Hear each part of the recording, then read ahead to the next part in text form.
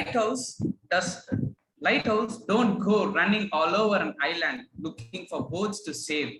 They just stand there shining. We are Chennai Toastmasters, the Lighthouse Club of Tamil Nadu, proudly shining on our 800th meeting and welcoming the glittering gathering from across the globe. Welcome all. Every milestone meet gives us a sense of joy and accomplishment, reminding us how far we have come on this journey.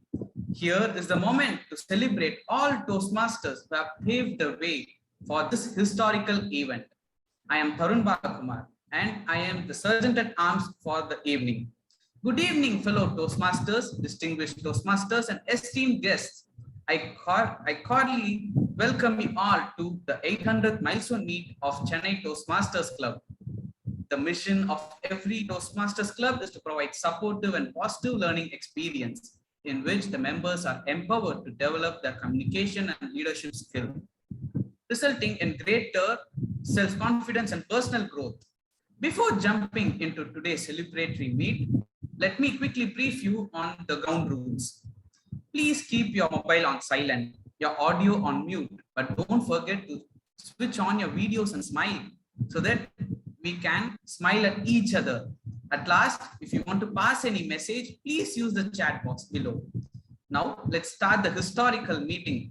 I hand over the meeting to our presiding officer, Toastmaster Abhilash, to share a few words about him. Abhilash is a cool captain keeper of the lighthouse, charting the course of our club through all the highs and lows of the sea. Charting comes easy to this chartered accountant, who is a part of district finance team and division C representative of the mentor pool committee. Now the online stage is yours, presiding officer Toastmaster Abhilash. Thank you so much, Mr. Sergeant at Arms, for those warm words of introduction. A very warm good evening, dear fellow Toastmasters and guests. It indeed gives me great pleasure to welcome you all to the 800th milestone of Chennai Toastmasters Club. This has truly been a journey of wonders. Started in 2004 and chartered in 2005.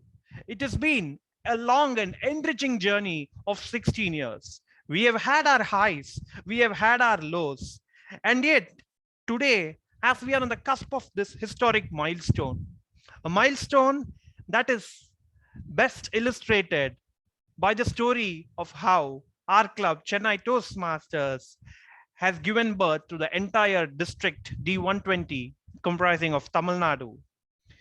We should also be grateful for a journey that has been long and enriching. It is indeed a matter of great pleasure that we still have a couple of charter members who started our club way back in 2005 here with us on this August occasion. DTM Nina John and DTM Abraham Zakaria have been wonderful pillars of support for our club over the past 16 years of its legacy. On that happy note, let me also recognize the presence of a few of our dignitaries. We have our area director, Toastmaster Adil Ibrahim, with us today. We have our division director, Toastmaster Nadira Faiz, also gracing us today. We have our area C3 director, DTM Sampath Saurirajan, and our area C4 director, DTM Venu Neelakandan, as well with us today. We are also happy to welcome our program quality director, DTM Aarti Jayaraj, who has graced us today. Welcome, ma'am. Recognizing, we would also like to welcome all our guests from across the districts in the world. And with this, let us now jump straight into what promises to be an enthralling and enriching milestone. We have a couple of energetic Toastmasters of the day to take us through the course of today's meeting. They are Toastmaster Abhirami Ayyappan and Toastmaster Jimmy Patros. Toastmaster Abhirami Ayyappan is a senior vice president working at Barclays, and she is the current vice president education of our club. Toastmaster Jimmy is working in a healthcare major, and he has been a past treasurer of the club and a past humorous contest champion of our club as well. With these warm words, let me hand over the virtual stage to our energetic and smiling Toastmasters of the day. Toastmasters of the day, please take us on. Thank you so much.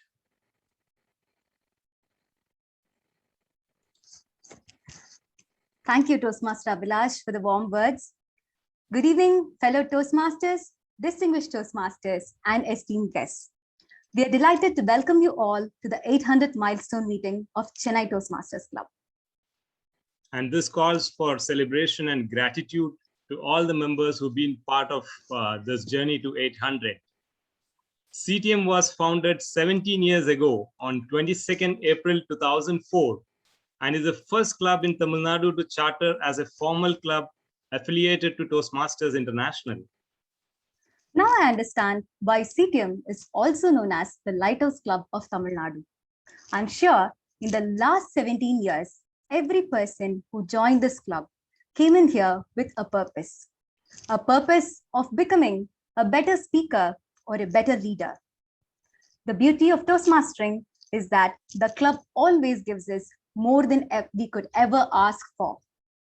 It gives us the opportunity to identify our true potential on stage and off the stage.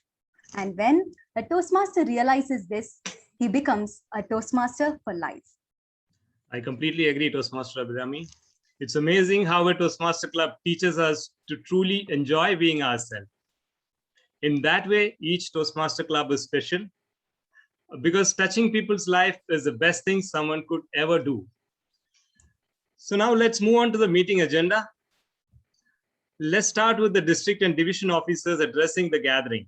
To start with, we have our area director, Toastmaster Adil Ibrahim. He is the area director of area C1. Toastmaster Adil Ibrahim has set up his own entrepreneurial venture called The Cameraman, a Toastmaster for 4 years, a former president of Chennai Toastmasters Club, and the past district humorous champion. Welcome, Toastmaster Adil, to the virtual dais. Over to you, Toastmaster Adil. Thank you, MCs. Good evening, each and everyone. So I have started my Toastmaster journey from Chennai Toastmasters Club. So these pictures are proof for those. These are my favorite pictures over here. And I've witnessed there are a lot of members who worked so hard for this club's growth. On the other side, the club has worked so hard for all the members' growth. So I'm one of those members who has got benefited from Chennai Toastmasters Club. And today I would say that I owe all my little accomplishments from Toastmasters International to Chennai Toastmasters Club in this special occasion. I thank each and every one of my mentors and best wishes for XCOM members and CTM members. Looking forward for a great milestone meeting. Thank you for the opportunity. All the best. Thank you very much, Toastmaster Adil. Thank you very much for addressing the gathering. Next, we will hear from our Division C Director, Toastmaster Nadira Fayez, a dentist by profession, a dancer by passion. She's been a Toastmaster for 4 years, the former president of Chennai Toastmasters Club, and also a former area director of C1. Over to you, Toastmaster Nadira Fayez. Thank you so much, Toastmaster Abhirami. To all the accolades that had just been announced in front of all of you, we have CTM to thank. And just like the area director, Toastmaster Adil said, I started my journey as well 4 years ago in Chennai Toastmasters Club, sitting in this beautiful hall in YWCA. And from first moment till date, I've been mesmerized and completely taken in. If I were to tell exactly one thing about Chennai Toastmasters Club, it would be that the same dialogue that Ralph C. Smedley did say, we learn best in moments of enjoyment. Simple as that, but so much to offer from a simple club. For this, firstly, I'd like to thank the veteran Toastmasters who have helped keep this club for 800 long meetings standing at such a high standard. So, distinguished Toastmaster Neena John and distinguished Toastmaster Abraham Zakaria are two pillars of support that CTM has held on to and will continue to do so. So let's have a quick round of applause for them.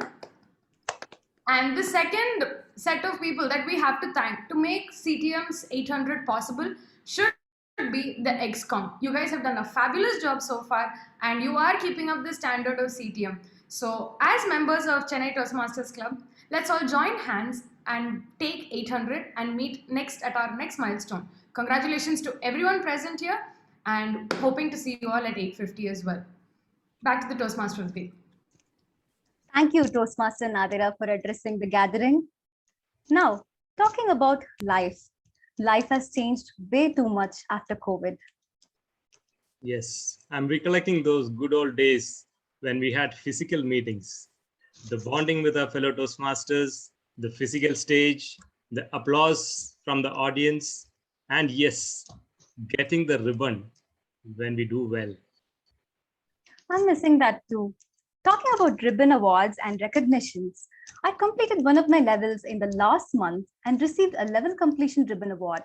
I felt very happy holding the ribbon in my hand, and I feel truly thankful to the members behind this wonderful idea of dispatching ribbons home. So I bet you'd love to see those members behind the idea on stage right now. Oh, really? Definitely, I would love to. All right, then let's now move on to hear from our district trio. Starting with our District 120 Club Growth Director, Distinguished Toastmaster Gayatri, a project manager at DXC Technologies, been a Toastmaster for last 8 years, and has taken up various leadership positions from club to division level. Over to you, Distinguished Toastmaster Gayatri. A very good afternoon to one and all present here. It's really happy to see the milestone meeting of CTM because it's the first club in Chennai. And I come from the second club in Chennai, and CTM is like our mother club. So every time CTM celebrates a milestone meeting, I feel very overwhelmed with gratitude because CTM happened, I think the entire Toastmasters club in Tamil Nadu happened. And I actually attribute a lot of my growth, my transformation, and a lot of changes in my life have happened because of Toastmasters. And if not for CTM, I don't think this would have happened. So it's always difficult to sow that seed and start with those meetings. I've heard about these anecdotes where people used to book a van, they'll all group together and come and visit and do the demo meetings or the speechcraft program for our company. That's how our club started. So it's not easy to do that, isn't it? When people didn't even know what is Toastmasters, nothing, it was entirely new that they all started, and it's so nice to see that they are still there, and they say that it's all possible and we can do it together. So today we do speak about a lot of challenges like COVID, online meetings and everything. But a moment like this reminds me of those days when Toastmaster itself was a new concept. And forget about Toastmasters, even working on public speaking itself is not something that was very familiar. But then there were these people who trusted in this and then took a leap of faith and worked very hard and got this here. It's very, very nice and very happy to see something like this happening. My best wishes to one and all who were part of this club, not just the one who started it, but also to the ExCom, the member who kind of ensured that this club is in place and keeps doing what it has been doing for so many years. And I think we all owe back to this club for being the very first club and starting the flagship program here in Tamil Nadu. And keep doing what you're doing. We are all very, very happy to see the milestone meeting. My best wishes for the current team and for the future of the club that is going to be taken care by the current members and the future members. Let's keep doing this. It's a beautiful thing. And let's keep making more and more leaders through this beautiful place. Back to you, Toastmaster of today. Thank you very much, Distinguished Toastmaster Gayatri, for those lovely words and those words of motivation. Next, we will hear from our District 120 Program Quality Director, Distinguished Toastmaster Arati Mangalam Jairaj. A leadership trainer, a linguist, a psychometric assessor, she has over 17 years of experience in the learning and development space. She has been a Toastmaster since the last 5 years and has taken up various leadership positions from club to district level. Over to you, Distinguished Toastmaster Arati. Thank you so much, Toastmaster of Jimmy and Abhirami. It's always a different feeling when you're at a milestone. Okay, you have your stories, you know what you want to say, you do your research on the club.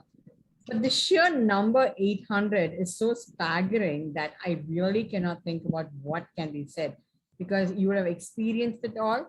You would have shared it all with the fraternity. And we learned from clubs like you who have been in the fraternity for such a long time. It is really a moment to look up at the kind of work that's gone into reaching these 800 milestones. If there is something that I would like to share, I believe in divine interference. And sometimes you get these amazing stories at the opportune moment. And one such story is what I thought I'll quickly share today as a part of my speech. There was this person, he was called for a college reunion. Okay? And he decided to dress up for the college reunion and went ahead and bought a new pair of pants and a shirt. But when he tried the pants on, he realized it were too long and he wanted that to be kind of altered for him. So he asked his daughter, you know what, can you please alter this perfectly? And the daughter says, I'm so sorry. I have to go out for a movie with my friends and I don't have the time. So then he goes to his wife and asks the same question. The wife says, I'm busy preparing food. So I'm extremely sorry, I can't do that. Then he ends up with his mother. And the mother says, oh, I'm too tired. I'm sorry, I can't do it. All three of them refuse to do it. And this man is quite upset. And then he says, it's okay, I'll wear a pant which is a little long, forgets about it, goes about his work. The day of the event comes, he wears the pant and realizes it is quite short. And when he asked his family, all the three of them, having said no, felt guilty and went back and have altered the pant, making it too short for him. While they all were expecting him to lose his temper, he started laughing like a madman. The family was all the more perplexed. He didn't say anything, but he went to the reunion. And when everyone looked at him and laughed, he joined them in the laughter. And once the laughter died, he said, all of you are looking at my pant being few inches short. But what you're not realizing is I have three people who love me more that they went ahead and did this extra work for me. And that is what I took away from the session. The minute he said that, everyone changed the way they looked at those short pants. Similarly, all I would request this amazing club with so much of knowledge to give, please go ahead and share all your experiences with the fraternity, and that will be the best takeaway from everyone.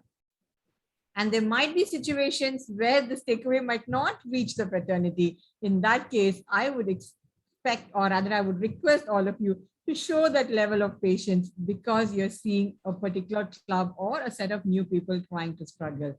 This is what this club can offer all of us. And if there is one club which can make a change to D120, that is CTM. So I would request you all to continue your support and share your experiences for all of us to flourish. With that, thank you so much, and back to you, Toastmaster of the Day. Thank you very much, distinguished Toastmaster Arati. In fact, time flies as we grow together, motivating each other, and that's the spirit in CTM.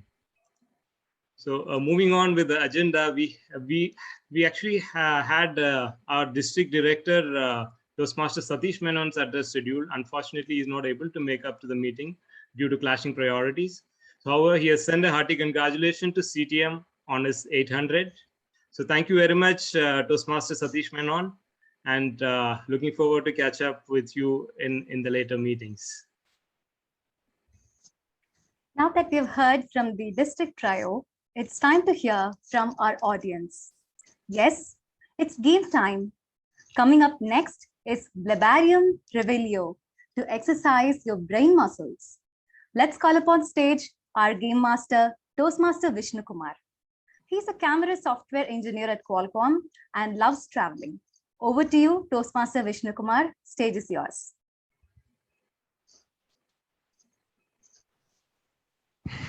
Thank you, Abhirami, and thank you, Jimmy Patros. It was a very good warm introduction, and yeah, the meeting started off very good, and it was a smooth go, and my heartbeat is at 168 beats per minute, and what else? Okay, so I think I might need some time to just recover from the excitement, but okay. So good evening, fellow Toastmasters, distinguished Toastmasters, and my dear guest.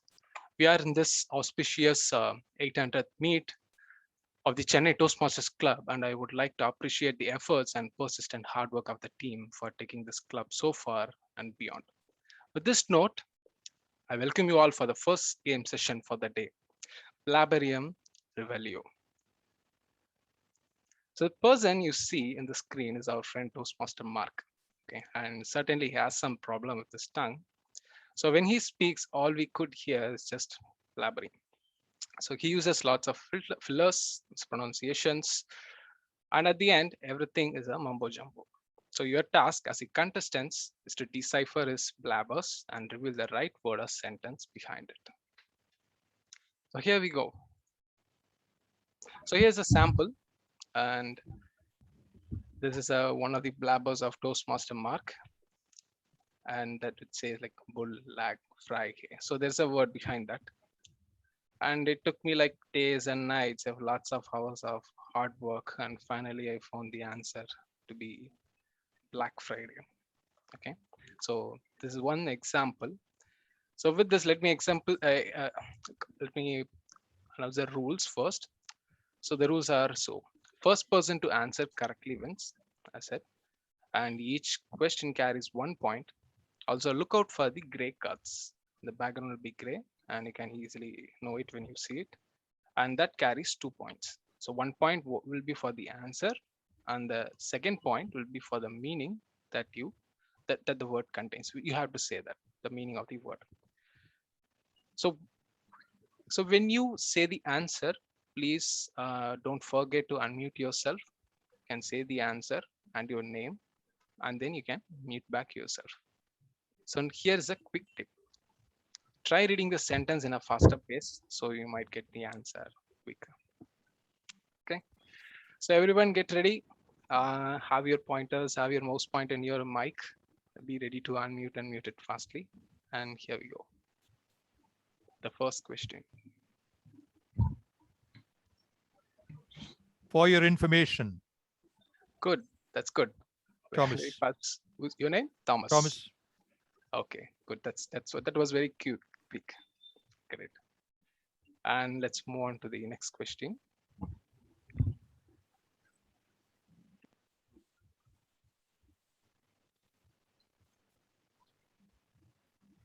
Dora the Explorer. Very good. Very good, sir. And your name? Lakshmi Narayan. Lakshmi Narayan. Thanks. Thank you. Thanks, Toastmaster Lakshmi Narayan. Okay. Now let's move on to the next question.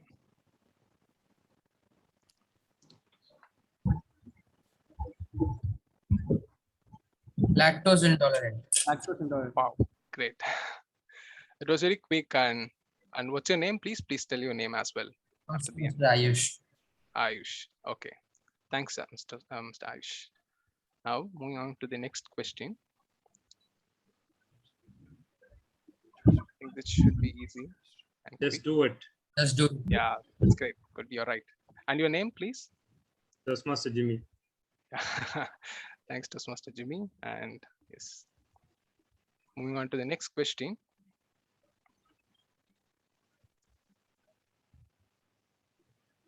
It's one of the famous dialogues, and you should probably guess it.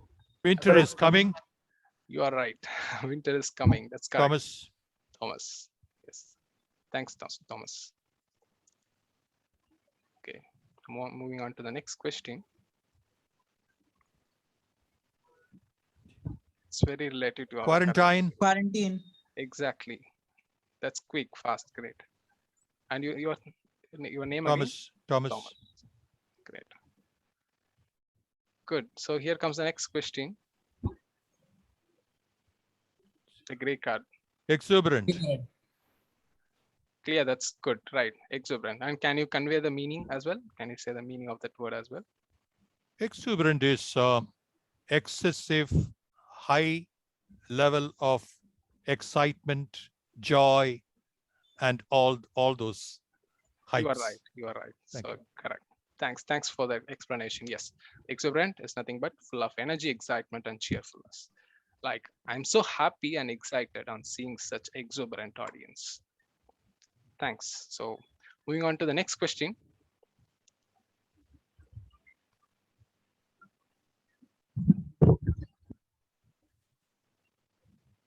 this could be easy. Mainly who always spend their time in front of cameras, at least. Fearlessness. No.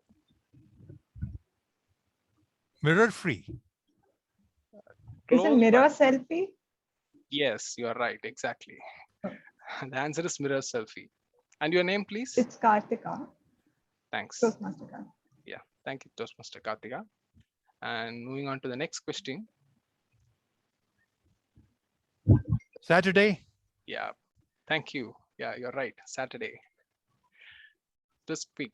Okay. And we are going to the next question.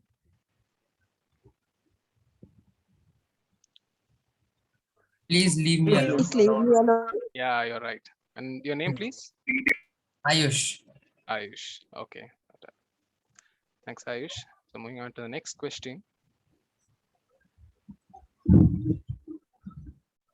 Wonder Woman. You are right. You're right. That's good. Quick. And your name, please, once again. Just Thomas. back of you. Yeah. Good. Thank you, Thomas. Thank you once again. Okay. Here comes the next question again. The gray card.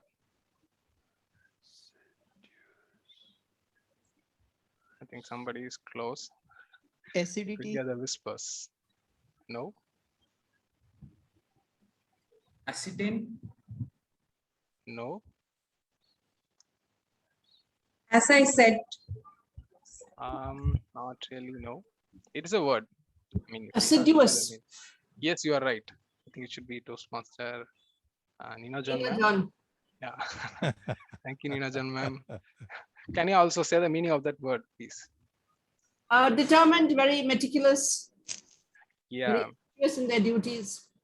Yes, you're right, ma'am. You're absolutely right. Showing great care and perseverance, exactly. Like, as in, only because of assiduous efforts of our CTM members, it has reached this milestone of 800th meeting. Thank you, Toastmaster Nina John, ma'am, once again. So, moving on to the next question. It's also one of the famous dialogue, and many space who are people. May the force be with you. Yeah, you're right. And your name, please? Toastmaster Rahul. Yeah, thank you, Toastmaster Rahul. You're right. The answer is may the force be with you. That's great. So moving on to the next question.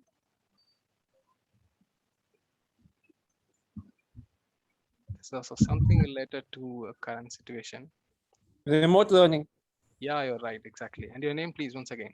Toastmaster Rahul. Toastmaster Rahul. Thank you, Toastmaster Rahul. You're right. The answer is remote learning.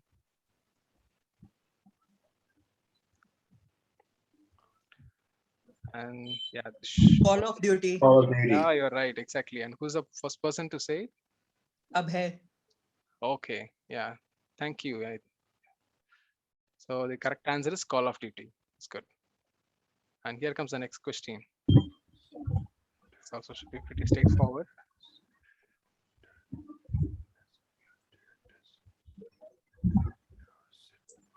And I don't want to give any clue for this, at least. The clue is pretty much straightforward. Toastmasters. Yeah, you're right. The word behind this is Toastmasters. And can you explain? I mean, just can you give just one sentence about what is Toastmasters? Public speaking and leadership. Yeah, good. And your name, please? Toastmaster Adil. Yes, thank you, Toastmaster Adil. Yes, you're right. Toastmaster is nothing but a non-profit educational organization that operates clubs worldwide for the purpose of promoting communication, public speaking, and leadership. Yes. Thank you. Thank you once again. And moving on to the next question.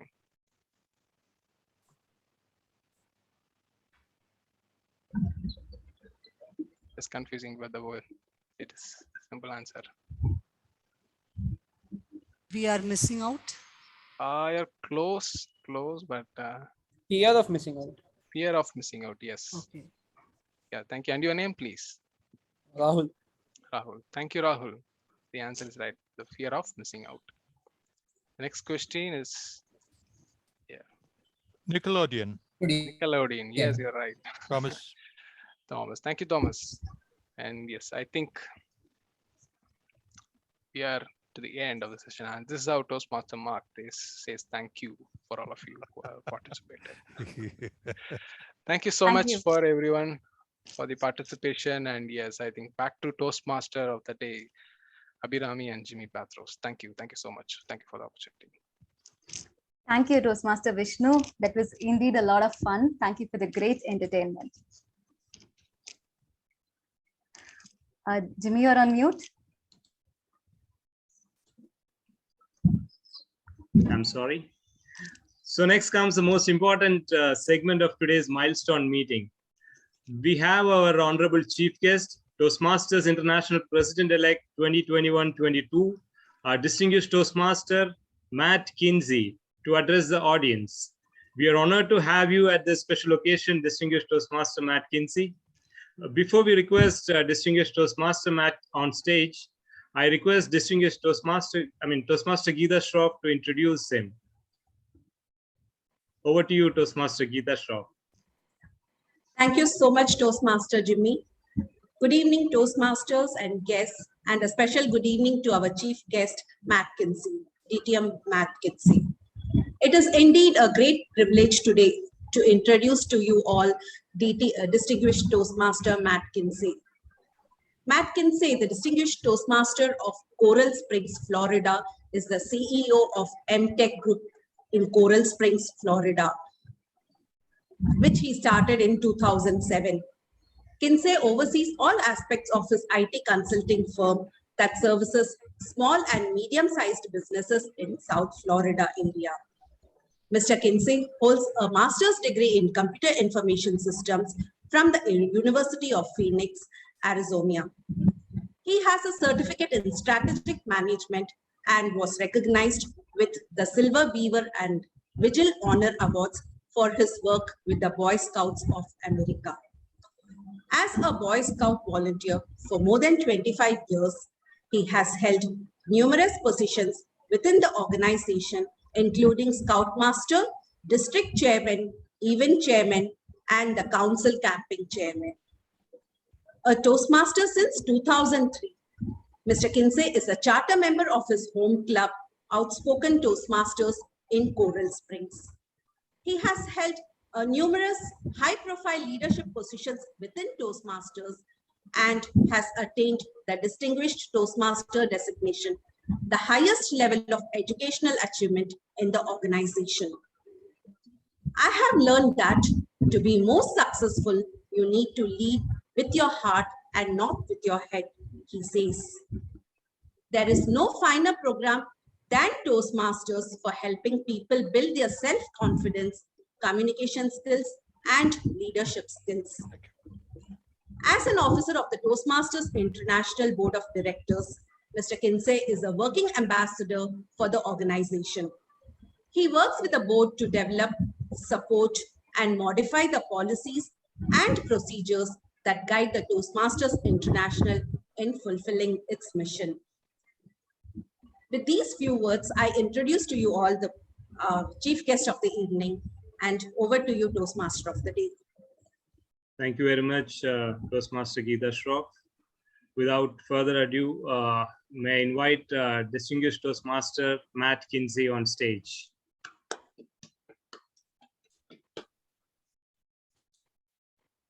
I'm here today to encourage you to get out of Toastmasters. Now, some of you have a confused look on your face. Why would the international president-elect suggest in any way that you get out of Toastmasters? Well, it goes back to why Toastmasters was founded 97 years ago. Dr. Smedley started Toastmasters at the time to help young men become better equipped to work in their business and their community. If you think Dr. Smedley started Toastmasters for you to be a better speaker and leader within Toastmasters, then you kind of missed the point. The whole point of Toastmasters is to provide a safe environment where you can experiment and try things you've never tried before, to learn, and then you take that out into your community, into your home, your business. your country, for some people, even the world. If you're stuck in Toastmasters and not getting out of Toastmasters, I don't think you're there to do that. So I started Toastmasters 18 years ago, almost to the day. I visited a corporate club at Office Depot Toastmasters in Boca Raton, Florida, because they were offering free food. Free lunch. Why not? I'll go check it out. And what I discovered there was not the speaking that attracted me. Table topics looked pretty interesting. You see, I had been speaking in front of groups for years. I had competed in high school and college speech and debate. I'd been a minister for 2 years. So I spoke very regularly. Table topics looked interesting, but the evaluation was what really attracted me. Because what I saw was one person offering of themselves to another so that the other person could improve.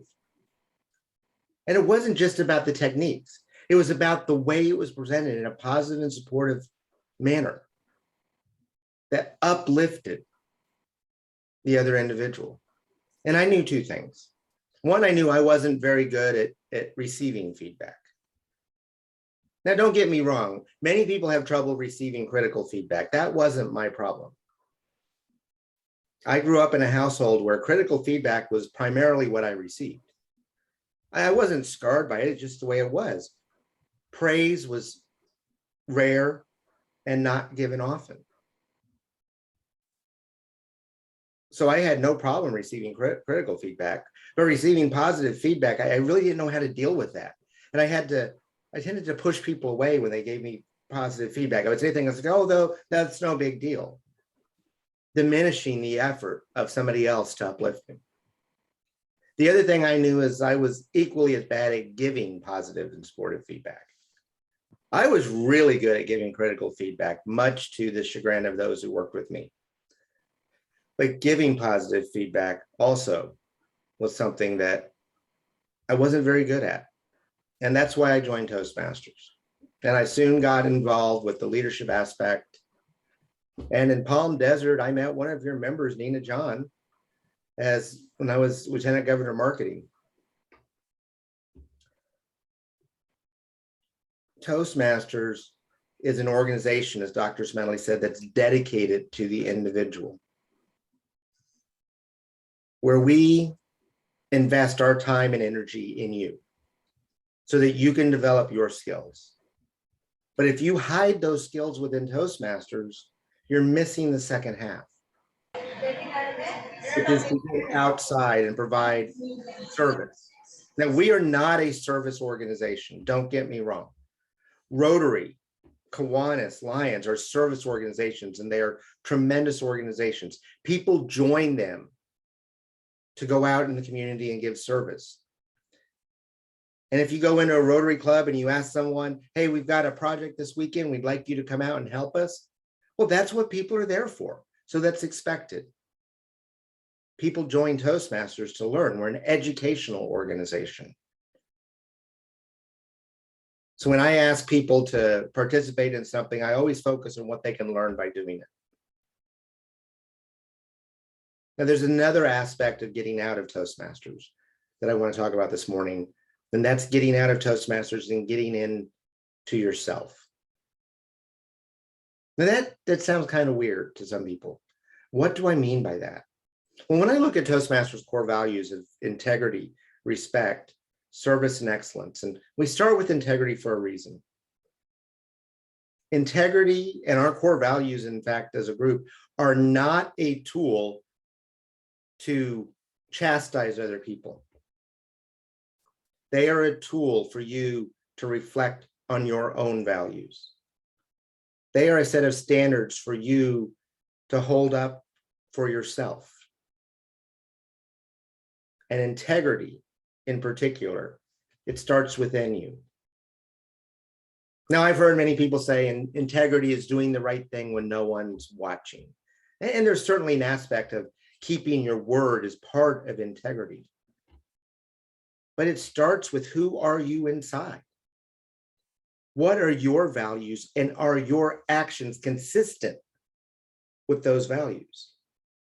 Because what I've learned in order to lead myself, in order to be the person who I need to be, the most important thing I have to do is to be true to who I am. I have to lead myself first. I have to hold myself up to my standards first and foremost. Because if I don't do that, if I am inconsistent, if I am saying do this and inside I'm doing something else, how can I lead anyone else? How can I hold anyone else to any sort of standard if I'm not holding myself accountable for my own actions? So getting out of Toastmasters is not just about providing service outside and taking the skills you've learned in Toastmasters and putting them to work. It's about getting outside of that mindset and getting into who you are as an individual and understanding your purpose in life. Now, what is my purpose in life? I don't know. I think that changes throughout the years. For me today, my purpose in life, and not just for this meeting, but in more generally, is to help people discover what their purpose is. I went to a Toastmasters meeting. It's around this time of year, and in the United States, we have a holiday called Thanksgiving. And Thanksgiving is an opportunity for us to be thankful for everything that we've got in our lives. I'm sure there are similar holidays in India. I don't know the names, but there are opportunities for you to express gratitude for the things that are in your life. Well, we decided that day to forego formal speeches, and we did a session of all table topics. And everybody participated. Everybody drew someone else's name out of a hat.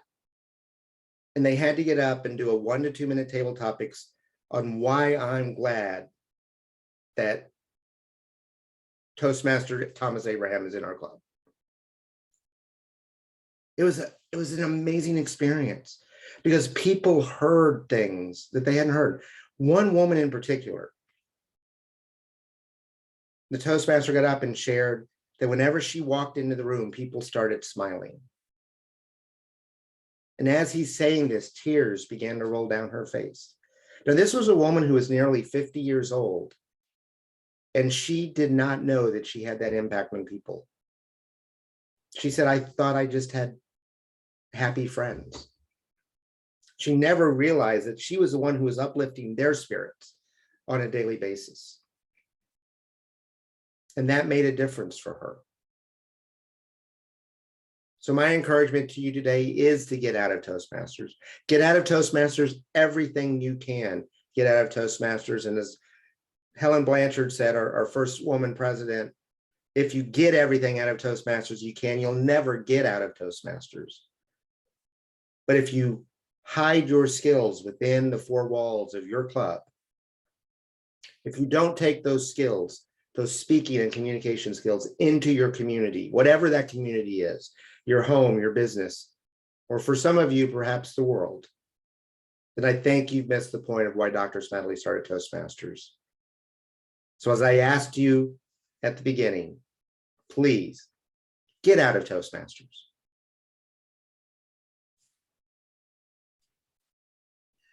Thank you very much, distinguished Toastmaster Matt Kinsey.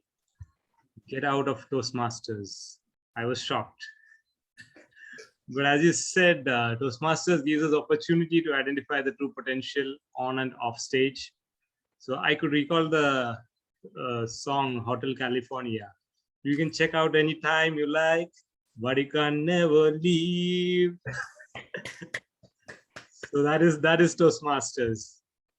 Thank you very much. Thank you very much. We are very delighted and happy to hear you. Happy to have you with us on our 800 milestone meeting. Thank you so much. Now let's move on with the agenda. Yeah. Next on cards, we have CTM delicious prepared speech recipes. And to serve them hot and crisp at your desk, we have our own Toastmasters. Our first prepared speaker for today is Toastmaster Nagindra Bharti. He's a retired techno-functional manager, a poet, and a writer in Tamil and English languages. Toastmaster Nagindra Bharti, Color Intelligence. Color Intelligence, Toastmaster Nagindra Bharti. Stage is yours.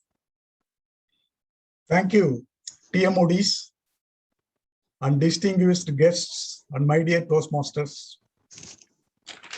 It's a great privilege for me to speak on the occasion of this milestone event, the 800th meeting of our Chennai Toastmasters Club.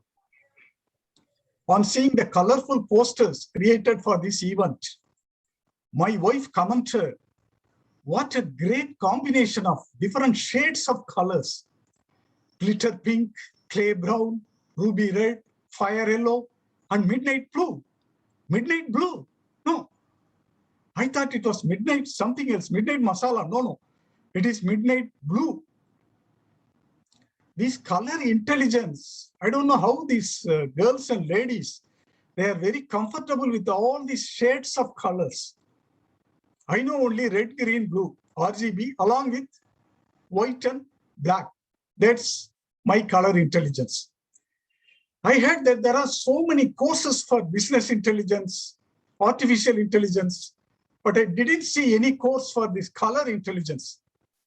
This lack of this color intelligence skill put me in a lot of strain and put me under a lot of stress, particularly when I go to these malls along with my wife.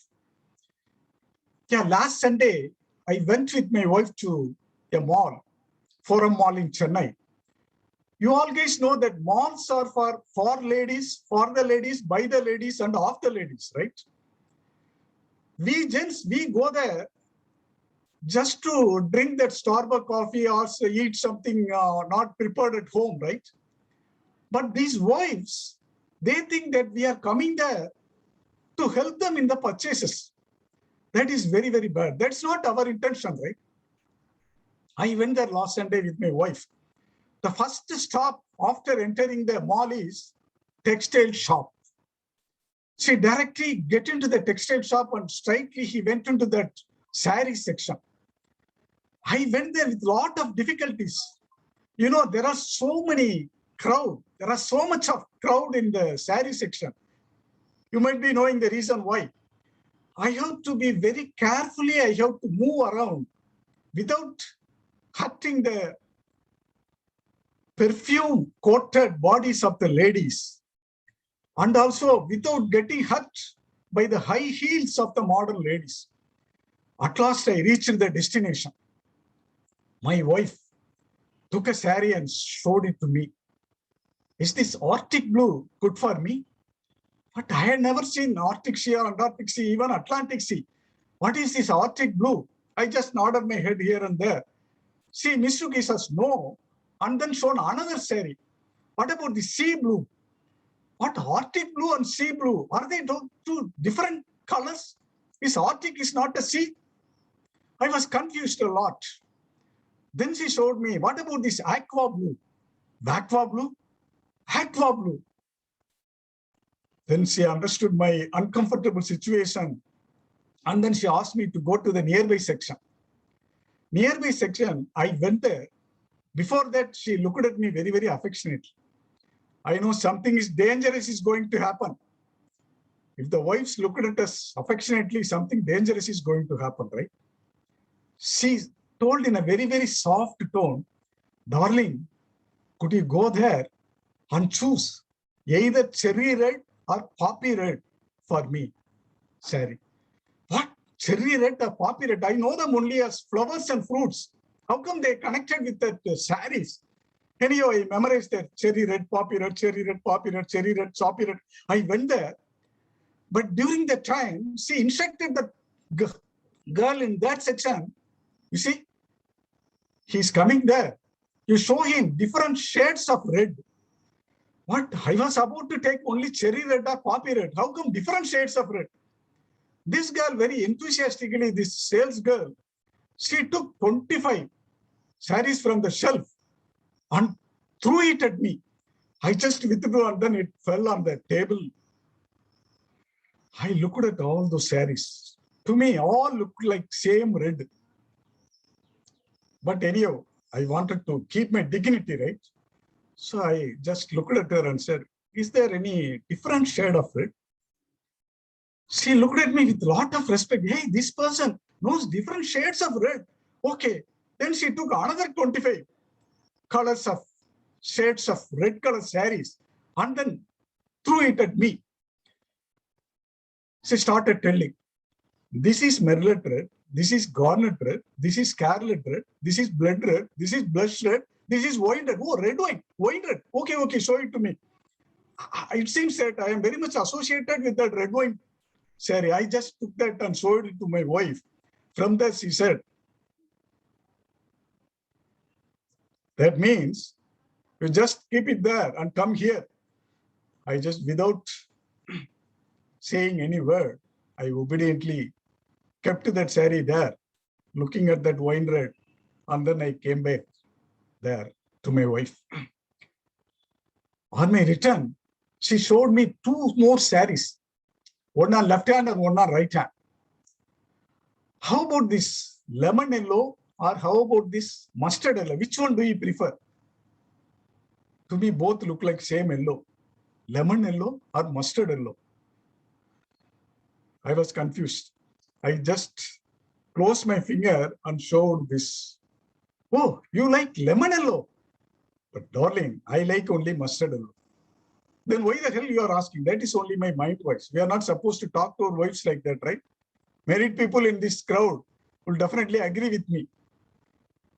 Then okay, give me the bill. I took the bill. She gave me 6 bills. What, you took only 1 sari? Mustard yellow. What is the 6 bills? What for?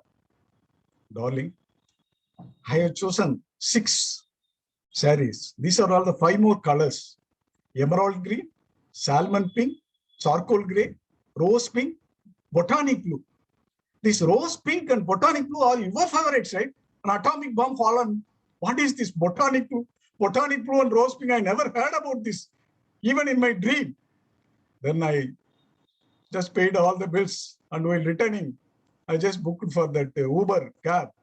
After some time, the Uber driver called me and told, sir, your car is in the side entrance. The color is neon green. Over to you, Toastmaster of the day. Thank you, Toastmaster Nagindra Bharti, for a very colorful speech. Science indeed says that women may be able to see 99 million more colors than men. No wonder you men all have a hard time shopping with us. Now, moving on to the second speaker for today, we have distinguished Toastmaster Venu Neelakandan. He works with the Airports Authority of India, and he's a former president of CTM and currently serving as the area director C4 and also the club coach of Ten Tamil Club. Distinguished Toastmaster Venu Neelakandan, don't die before your death. Don't die before your death. Distinguished Toastmaster Venu Neelakandan. Stage is yours. Thank you, Tia Modi. Good afternoon, everybody. 2 months ago, when I was in Calicut, I was talking to one of my colleagues.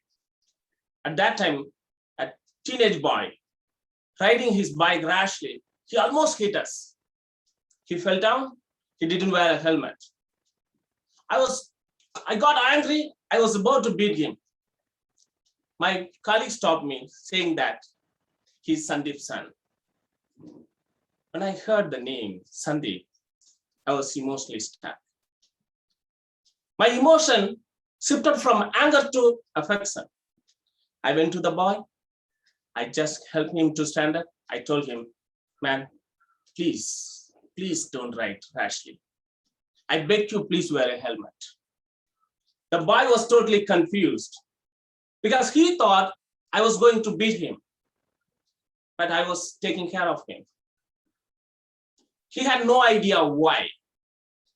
I know you too have no idea why. To know why, you all come with me to 2008, 13 years ago. At that time, I was working at the Calicut International Airport. Sandeep was my roommate. He was a fire crew of Calicut International Airport. Sandeep was alcoholic. He used to drink whenever he was happy. Whenever he was not happy, he would drink. He used to drink whenever he was with others' company. Whenever he felt lonely, he used to drink. Literally, he needed no reason to consume alcohol. Because of his addiction, he made our quarter C4 as a bar to enter airport. Whenever people wanted to give a party, a liquor party, they would come to our quarter C4. 2008, May 16, they planned for a party. Around 7 o'clock, around 55 people came to our C4 quarters. They started the party around 8 o'clock. One thing I admire the alcohol, the power of alcohol is, a peck of alcohol make an ordinary person a philosopher, a scientist, a poet, a writer, a belly dancer. Even they would speak only in English. Do you know what's the most difficult thing in the world? Being sober among the drunkards. On that day, I was alone. Sober, 50 people were under influence of alcohol. Just imagine my condition. I was the only listener to the 50 speakers. Everyone wanted to listen to them. Particularly one guy, ex-serviceman, who was Dinesan. Dinesan unfortunately participated in the Kargil War. On that day, he made me to listen all the stories about the Kargil War. I was fed up. Somehow around 11 o'clock, one by one, passed out. Our entire room was just like a war field. Everywhere bodies. Another quality I admire about alcohol, it makes everyone equal. DGM, Deputy General Manager, was there. Junior Assistant Fire was here. They are equal on the floor. I cannot differentiate whose legs, whose hands they were. Somehow I managed to find a space. I managed to sleep there. Next day morning, it is Sunday, May 17, 2008. Every Sunday, Sandeep and I used to go to a movie at Calicut. On that Sunday also, we had already booked a ticket for a movie. We are supposed to leave at 10 o'clock. So I woke up at 8:30. I went to kitchen. I saw that Sandeep had already made the breakfast, puttu and egg curry. I was searching Sandeep. Sandeep was in bedroom having the liquors. I told him, man, yesterday only you had enough, but you are having again. He said, hey, that's a party, man. This is my daily quota. I went to take bath. When I returned, the entire bottle was empty. It was 9:30. We shared the breakfast. And around 9:40, he got a phone call from one of his colleagues from the fire tower. He was in somewhat emergency one. He wanted the medicine. So he asked him to buy medicine. So Santosh was about to leave. I told him, don't go. I will go. Santosh said, no, within 10 minutes I will come. Within 10 minutes I will come. Exactly 10 o'clock we can go. He left. I was waiting.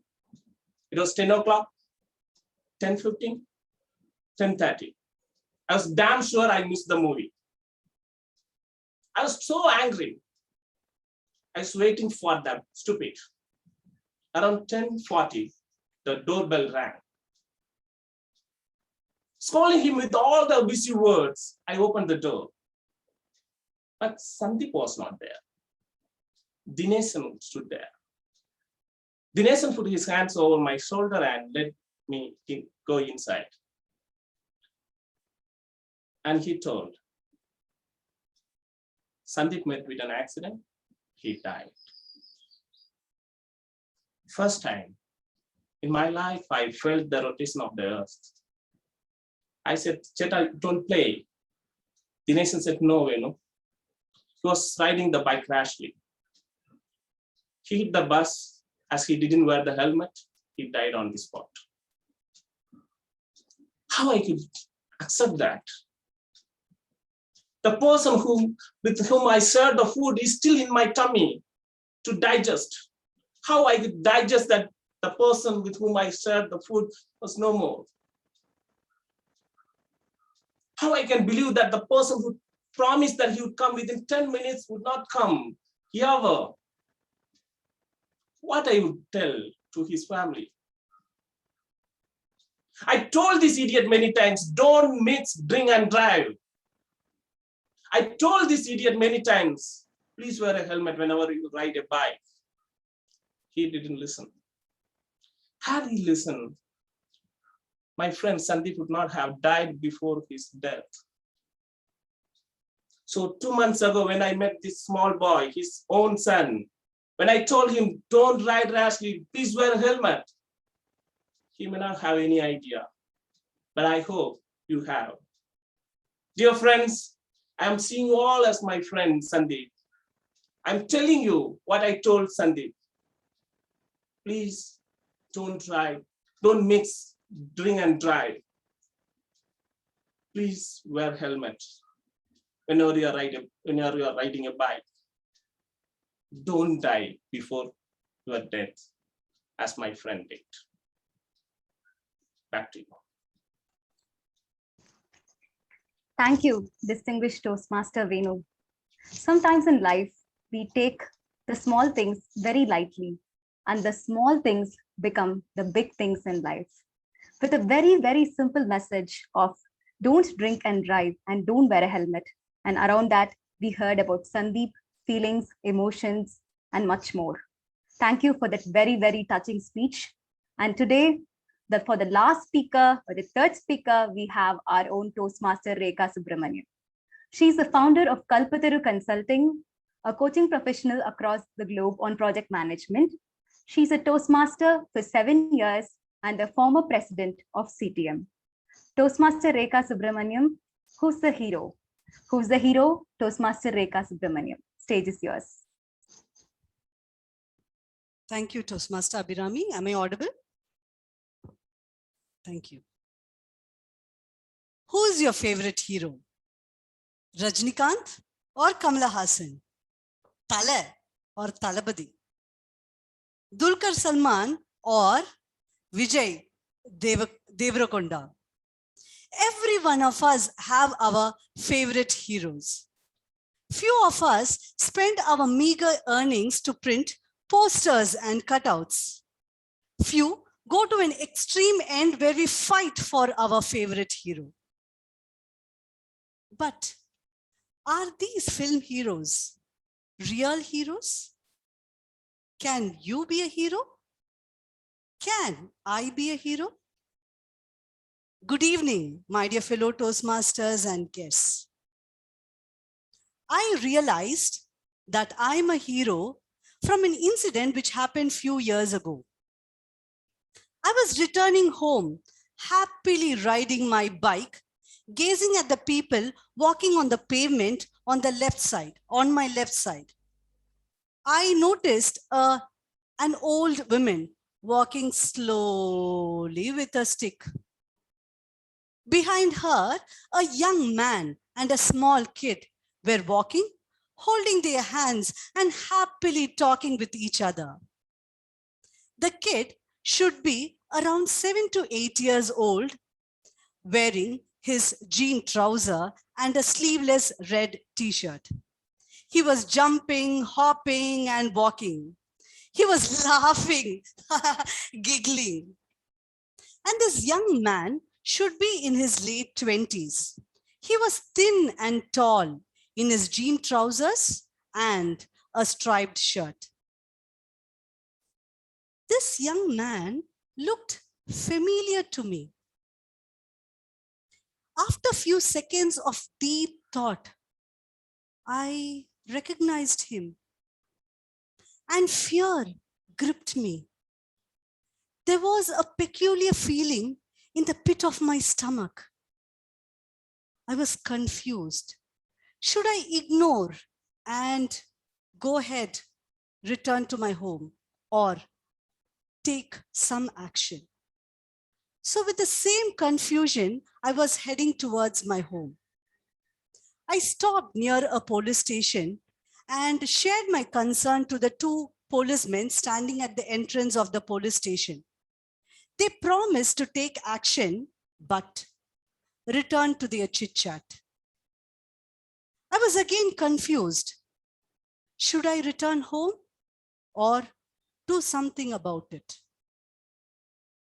Determined, I took a U-turn and headed towards the young man and the small boy. I asked the young man, "Are you Karthik?" He was startled. Immediately returning to his normalcy, he replied, "Yes, so what?" I witnessed Karthik being arrested by police in a nearby school for sexually assaulting kids. Now, I turned to the kid and asked, "Who is Karthik to you?" Meanwhile, Karthik was yelling at me and asking me to leave the place.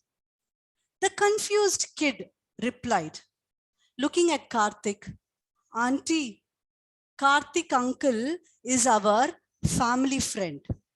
And then I continued my barrage of questions to the kid and understood that both of them are going to a nearby mall and was not accompanied by the kid's family members. Shocked, I tried to reach the kid's mother by the number mentioned by the kid, but couldn't reach her. And again, Karthik was shouting at me, yelling at me, and he was asking me to leave the place. Looking at this drama, the confused boy requested me to drop him at his home. So I picked the boy and dropped him at his family shop as directed by the kid. The kid went to the shop and returned with his uncle and father. Both of them asked questions to me in a suspicious tone. I answered all their questions and narrated what had happened. Now they shared their part of the story. This kid had some illness and they had to visit a hospital frequently. 1 week ago, they met Karthik claiming himself as an Ayurvedic expert and promised to treat the kid. And Karthik started visiting their home frequently, had lunch or food with them regularly, played with their kids, and in 1 week, he became part of the family. I asked them, do they know the whereabouts of Karthik? They don't know. I was shocked. It was a joint family of uncles and aunts and cousins with so many people in the family. None of them or all of them trusted Karthik, a stranger. They don't know Karthik's whereabouts, but sent a kid all alone with him. I couldn't imagine what could have happened to the kid. I left the place not knowing whom to blame. I don't know what happened to Karthik later. I don't know how many kids was assaulted by Karthik. I don't know how many such Karthiks are around us. Could I have done anything better than what I did? I don't know. All I knew, I saved one child, and hence I'm a hero. Should we have to think of injustice only when it happens to us? Should we not have people around us stand against the society when there is something wrong going on? I recollect the words of Abraham. I recollect a famous quote. This world is a dangerous place, not because of the people who do evil, but because of the people who look on and do nothing. Stand up for the right. You are a hero. Thank you, my dear heroes. Who's the hero? Who's the hero? Rekha ma'am is indeed our hero today. We are all the Toastmaster heroes. Rekha, yeah, Toastmaster Rekha, you made us all realize that we're all very capable of becoming superheroes. Thank you, ma'am. This is very inspirational. Now, moving on, Toastmaster Jimmy, did you know that the beauty pageant Jackson's son, who won the title of Miss Universe China, was a Toastmaster? She says Toastmastering helped her immensely on her journey to Miss Universe China. So I'm just thinking if I can kind of... Please don't tell me that you're going to try beauty pageant now. Probably you wouldn't support, but I'm sure the audience will support me. Probably it's time to get back to business. Okay. Sometimes you make my heart beat so fast. What? I'm referring to the table topics master. To fire the guns on table topics, we have distinguished Toastmaster Neena John. She's a charter member of the Chennai Toastmasters Club and the first area, division, and district governor of Tamil Nadu. She has also been the former chief judge, District 82, and currently the mentor pool chair of District 120. She is also the author of the book Navigating Corporate Seas, a book on management tools and techniques. She loves mentoring and is an executive coach for public speaking and life skills. Thank you, distinguished Toastmaster Neena John. Over to you. Thank you so much, beautiful TMOD. And in case you're feeling left out, handsome TMOD Jimmy as well. Very warm welcome to all the distinguished guests, ladies and gentlemen. And as they say, those who are neither ladies nor gentlemen are also welcome. So we're talking today about Toastmasters. We're celebrating the journey of Toastmasters. And since almost all those who are here today are Toastmasters, I would normally, I don't think, but I think we have a few guests, so I will still explain the rules for Toastmasters. So we will request you to speak on the topic for at least 1 minute or a maximum of 2 minutes. A grace period of 30 seconds is allowed, and you can carry on. So the green, amber, and red lights will be shown accordingly. What I will do first is randomly call out some people. So since I see some very, very familiar old faces, I'm going to start with our past president, Sabrishwar Balakrishnan. Sab, are you ready? Yes, ma'am. Welcome back to CTM. And the question, what was your icebreaker like? And what do you think of it now? Over to you, Sab. Toastmasters, distinguished Toastmasters and distinguished guests, as they say. My icebreaker, at least in Toastmasters, happened sometime around 2013. I joined Toastmasters because I felt I was not properly utilizing my time over the weekends. And I just joined the CTM club at the Presidency Club in Egmore. And it was the 375th meeting of CTM at that time. So it was all about festivities in that particular meeting. I didn't get a chance to speak, luckily. But in the next couple of meetings, I continued and I gave my icebreaker. It was a table topic speech. Like, to be honest, I don't recollect the topic, but I'll have to say I made a very meager job at that time. I didn't know how to start a speak. I didn't know how to continue the speech, and I didn't know how to end the speech. So the first time when we take up the table topics, we get a topic, and usually what we do is we repeat the topic, and we use some techniques like I completely agree with this topic, because usually most of the table topics in Toastmasters are agreeable.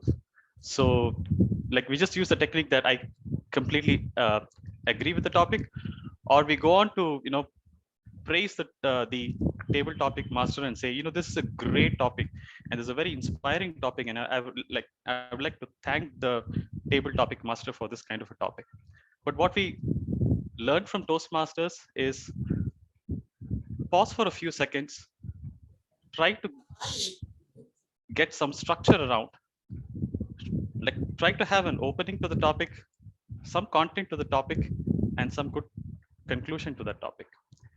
And that was definitely not in my icebreaker, but that's something that I realized over the period of time, that we need to have some structure around the speech. And that's what, like, I think I gained over the past few years. It's still a long way to go. Communication is a long journey. Leadership is also a long journey. But I think, like one of the speakers said before, Toastmasters is a very safe place where we can experiment our abilities to communicate, and experiment our ability to lead. Overall, one thing that I recollect from CTM as an experience, it has given me a very safe place to experiment, and also some very, very cordial relationship that I still remember. Thank you, ma'am. Over to you. Thank you so much, Toastmasters. Nice to see you after a long time. And based on that, the way you ended that, my next question is open to anybody who would like to take it up. What are the most memorable relationships you have had in Toastmasters? Anybody?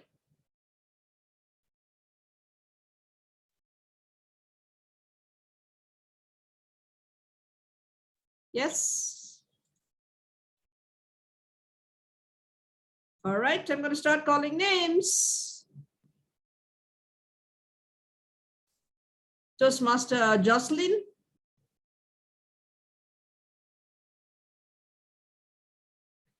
Or Toastmaster Arvind Nair. Ma'am? Yes, who's this? Sorry. Jocelyn? Yes, ma'am. I'm unable to switch on my video, but can I speak, take up the... Please go ahead. Please go ahead. Thank you, ma'am. Ma'am, I thank you for the table topic, particular topic. And I am a Toastmaster since this last term, starting from April. And as far as I've experienced from Toastmasters is that letting other persons grow. So having a growth in some place is really so fun, because I've ever experienced such a wonderful place to talk with someone. I have no one to talk with, but here we have so many people to talk about anything. I can talk about anything and everything to anybody inside the Toastmasters. And the most memorable thing that I had is that people who approached me in my team, I'm from SIT Toastmasters, in my team, both seniors as well as my juniors never hesitate to approach me, both in any ways, in all the ways, in academic level as well as non-academic levels. They approach me with a friendly manner, not as a senior, not as a junior. Like that, I had a senior who just who's like my sister, who just approached me and taught me so many things. So I think having a person is getting a memory, and that's what I gained from Toastmasters, and it is so memorable thing that which I really got from you guys. Thank you so much for this opportunity. Thank you, Jocelyn. That's awesome. We all remember that. So my next question, I think I had called for DTM Arvind Nair. Arvind, are you here? Okay, Toastmaster Yalini, are you there? Hi, ma'am. Yeah. One sec. Oh, again, we have a little communication. Yalini, can we just finish Toastmaster Arvind first, and then I'll come to you? Sure. Thanks, Yalini. Yes, Toastmaster Arvind. Thank you, Nina. Welcome. Can I get the question once more? My question is, can you give me an instance where Toastmasters table topics got you out of a very sticky situation? It's really rather difficult. Over the 13 years that I've been a Toastmaster, situations have been there galore. Right. And I can't particularly put my finger on any one, but as a Toastmaster, I could let you know. I'm sorry I can't put my video on because I have a little problem. Not a problem.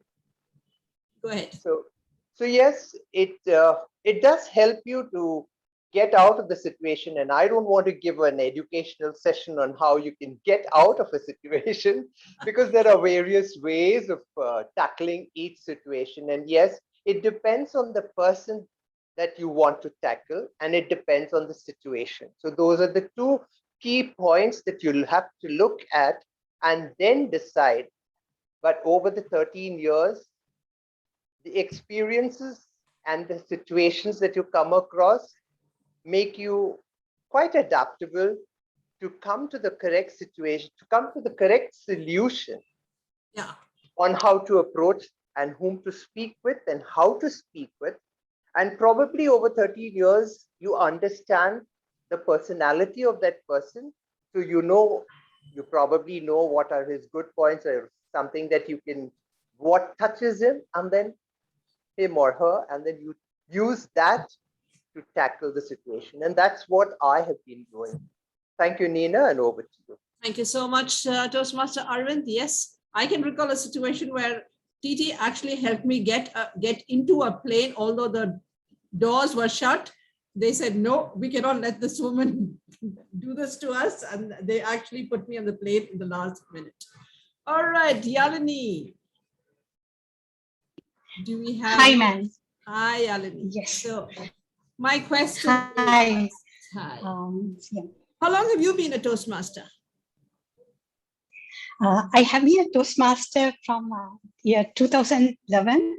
But currently, after 2018, I have been out of Toastmasters, and I belong. It's been a life-changing journey for me. I was an introvert. All right. Okay, one second. Yeah. Yalini, let me get to the table topic. All right. My question is, do you remember the best evaluation you ever got as a Toastmaster, and why you still remember it? Yes, the best evaluation I got is after my, it was an offhand evaluation. Yeah, that's right. It was after my year as my president as SLT Toastmasters was over. That was in 2016. DTM Salim gave an evaluation. Yali, you are never personal. You keep everything very professional. This was the first time I saw you delivering a passionate, personalized message. So that was something I still remember, especially something I never not noticed that I have been, I'm not too personal. So that made me a real change. Usually I never felt it before. So that I think evaluations doesn't need to happen it can happen outside, and it can happen offhand. So be ready to receive all the feedbacks and grow. So sometimes we think the evaluations are only evaluations that happen during the meeting. Over to you, DT. Thank you so much, Toastmaster Yalini. And it shows us, as Toastmasters, if we are willing to help others grow, we don't confine ourselves to just that written evaluation. We don't confine ourselves to offline evaluations. We just talk to other members and say, this is what you did well, and people remember it all their lives. That's what being a Toastmaster is all about. And my next question goes to DTM Thomas Abraham.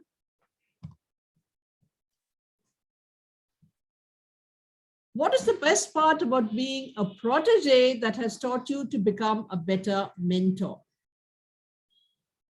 A protege, myself as a protege. Yes, you were a protege once, right? Or only a prodigy? Protege in the sense I was a mentee. I don't want to claim all the frills that come with a protege. I started, in fact, I pretended to be knowing something about communication to earn a living for 35 years. Right. I gave up that and joined Toastmasters because I got a chance to teach public speaking in a college, and the money was good. Only to validate what I was giving them was good, I joined Toastmasters. Wow. Now, as to what I learned, it's an incestuous story I'm going to tell you. I love mentoring. I love evaluation. I love contests. In the process, I needed a mentor. I needed a mentor who spoke the language, the lingo, the youthful language that was behind me by many years. So I took the help of my mentee, 1/3 my age as my mentor. So I became a protege to my mentee, who was also my mentor. Okay. So that is the best thing I can talk about, where I learned most as a mentee. A protege, like I said, I feel embarrassed to assume it for myself. I hope you will accept this little variation in the word. That's my story. Thank you. Thank you so much, DTM Thomas. And Toastmaster Lucky, are you ready?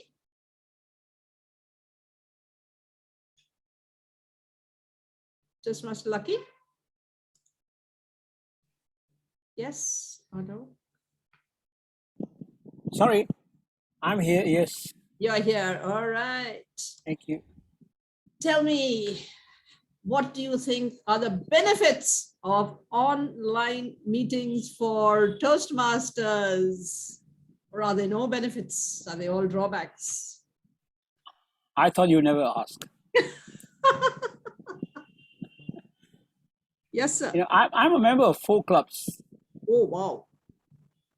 And I have been attending every meeting of my 4 clubs all these years, since 1993. Right. And now you know why I look old. Traveling that much to all these 4 clubs all these past years.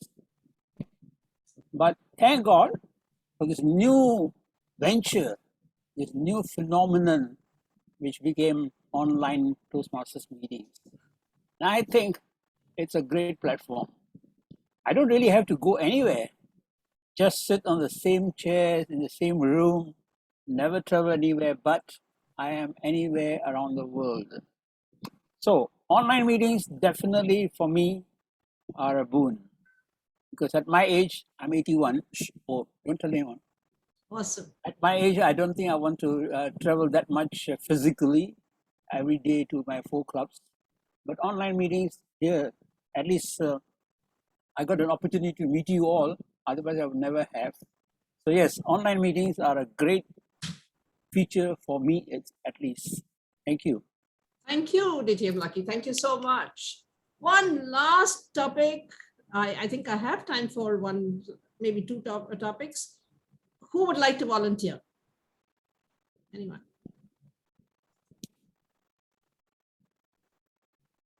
No, President, I am not taking you.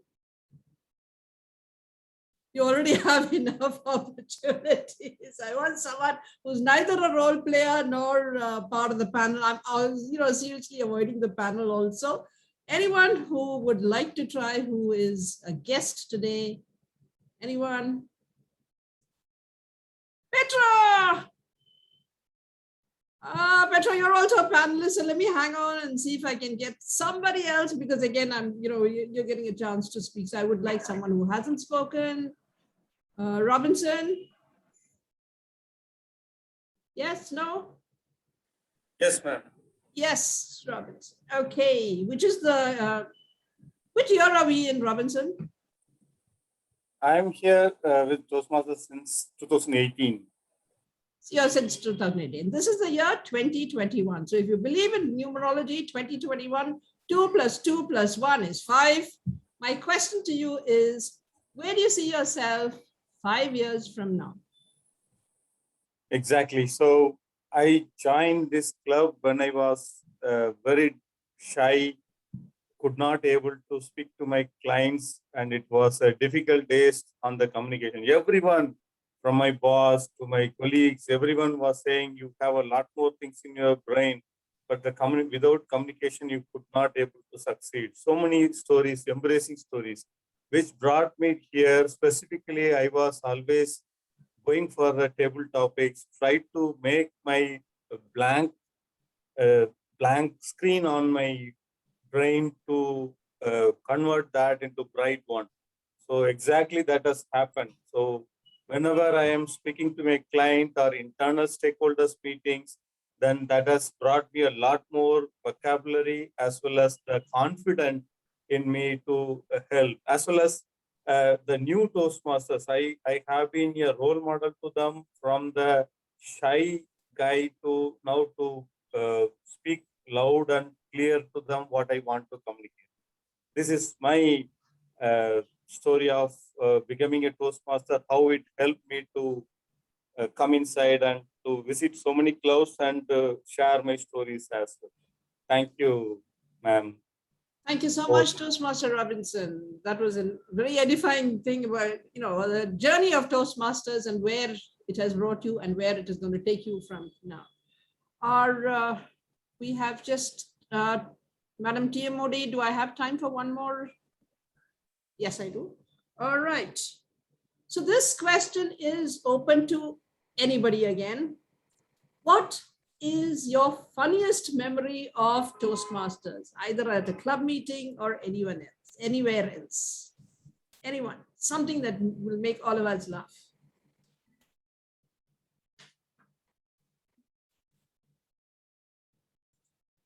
Anyone? Hey, Nina, can I take this topic? Partha here. Yes, Partha. Welcome, DTN Partha. Thank you so much, distinguished Toastmaster Nina. Good afternoon, good evening to Toastmasters from Chennai Toastmasters. Congratulations on the 800th meeting. What I remember from Chennai Toastmasters, probably it was a contest. And they had initially told me that in the contest, we needed some people to judge. So they asked if I could be one of the judges. And I was totally unaware of Toastmasters. It was the first time I was in Toastmasters and didn't even know what was judge. Of course, my father was an advocate, but that didn't anyway help me to understand what was judging in Toastmasters. And then they said, it's not a problem. We'll just give you a list of things to work out. And then that's mathematics. That is not judging. Then they've said, no, wait, we'll explain it to you. And even before I could actually sit around and understand what was judging, they asked me how many speeches I had finished. And I had finished only one speech at that point of time, and I was not qualified to be a judge. But believe it or not, that was the time they just switched this position. Whoever was going to be the Toastmaster of the day was made a judge, and I was made the Toastmaster of the day, or rather the contest master for that day. So it was the first time I was doing a contest master. I didn't know ABCD of Toastmasters, and every word I had to say was somebody had to prompt from behind. It was actually like acting in a movie. And when they say Toastmasters, I say Toastmasters, and the next contestant, every word had to be repeated. And today, of course, when I reflect upon that, it was a time in Chennai Toastmasters which I really loved, and there was a chance when I was given on stage, and probably that was one of the times which encouraged me to come on stage more frequently. But definitely that was something which I remember, and I hope I could capture at least or relive some of the moments here. And congratulations again, Chennai Toastmasters, on achieving a wonderful milestone. Thank you so much for the opportunity, distinguished Toastmaster Nina. Distinguished Toastmaster Partha, that was hilarious. I can just imagine. As I keep saying, we have so many acronyms in Toastmasters, and we have guests walking in, and they don't know the difference between a Toastmaster and a Postmaster. And I was asking one person, where are you a Toastmaster earlier? And he actually turned around and said, "What a Toastmaster? I'm a Postmaster." And I was like, oh my God. All these years, all those sad jokes, and suddenly there's a live Postmaster talking to me at a Toastmaster meeting. That is one of my memories. So it's back to you, both the Toastmasters of the day, Madam Toastmaster Abhirami and Toastmaster Jimmy. And thank you all for a wonderful time. Back to you, sir. Thank you, distinguished Toastmaster Nina John. That was indeed a scintillating table topic session. Our table topic master very beautifully engaged all the members today, bringing those small, candid, heart-to-heart conversations on Toastmasters to us. Now, before we get on to the next segment, let me ask you all something. Have you ever waited for a rain holiday during your school days? How many of you? Show of hands. Great. If you did, then I'm sure you would recollect the man who brought cheers to our little minds. Today, we have with us Tamil Nadu government's former weatherman, Dr. S.R. Ramanan, as our keynote speaker. To introduce Dr. Ramanan, I invite Toastmaster Geeta Shroff onto the stage. Over to you, Toastmaster Geeta. Thank you so much, Toastmaster Abhirami. Good evening once again, fellow Toastmasters and guests. It is indeed a great pleasure to introduce to you all our keynote speaker, Dr. S. Ramanan. Dr. S. Ramanan joined India Meteorological Department in the year 1980. He has worked as a forecaster in the Northern Hemisphere Analysis Center in New Delhi and at Aviation Meteorological Office of Chennai Airport. He was actively involved during the installation of automatic message switching system, and consequent to his promotion as the director in the year 2002, he joined the Area Cyclone Warning Center at the Regional Meteorological Center at Chennai. Dr. Ramanan is a postgraduate in physics from Annamalai University. He got his PhD from the Madras University in the field of agricultural climatology. He also has received his honorary doctorate from Vinayaka Mission University in recognition for his services. He has represented India in Japan regarding the preparation of inventory for greenhouse gases, and France in connection with the modernization program. He also has represented the country regarding the synergized standard operating procedures for coastal hazards in Bangkok. Talking about his awards, he is a recipient of the For the Sake of Honor Award and Vocational Excellence Award by the Rotary Club. He is also the recipient of Varnilai Aivu Chemmal from Tiruvadurai Adinam and Tamilian Award from Pudiya Thalaimurai channel. With these few words, I welcome you, Dr. Ramanan. Over to you, Toastmaster of the Day. Thank you, Toastmaster Geeta. Now, ladies and gentlemen, with a big round of applause, let's welcome on stage Dr. Ramanan. Over to you, sir. Thank you, madam. Thanks, everybody, all Toastmasters. Good evening to you all. Actually, I am a novice when it comes to oratorical skills in comparison to those who I heard just before. All fantastic. I am a novice.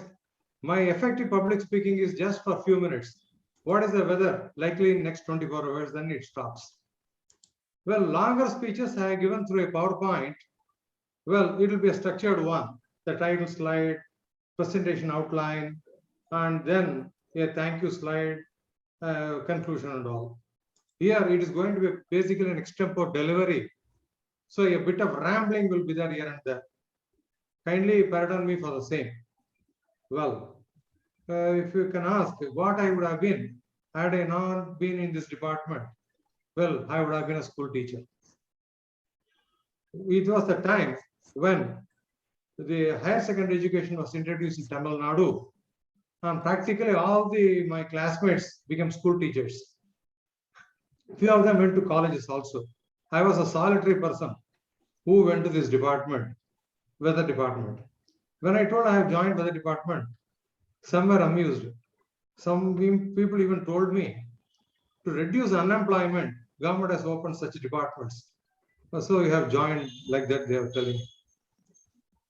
Well, it was not to be. Now, later people came to understand the effective way in which the department can contribute in saving the livelihood and property of the people. That's the thing. Well, if one has to become famous, either you should be in a small screen or in a silver screen, or you should be a captain of industry or in sports or a politician. I was none of in this field. Yet I could become famous mainly because I had a dedicated set of staff who helped me, and also the family is there. Because I am not generating the forecast, this is department's forecast. I am just a phase of it. I cannot say I have done it, I have done nothing of that sort. Because it is the finest example where cooperation among all the people is taking place across the world.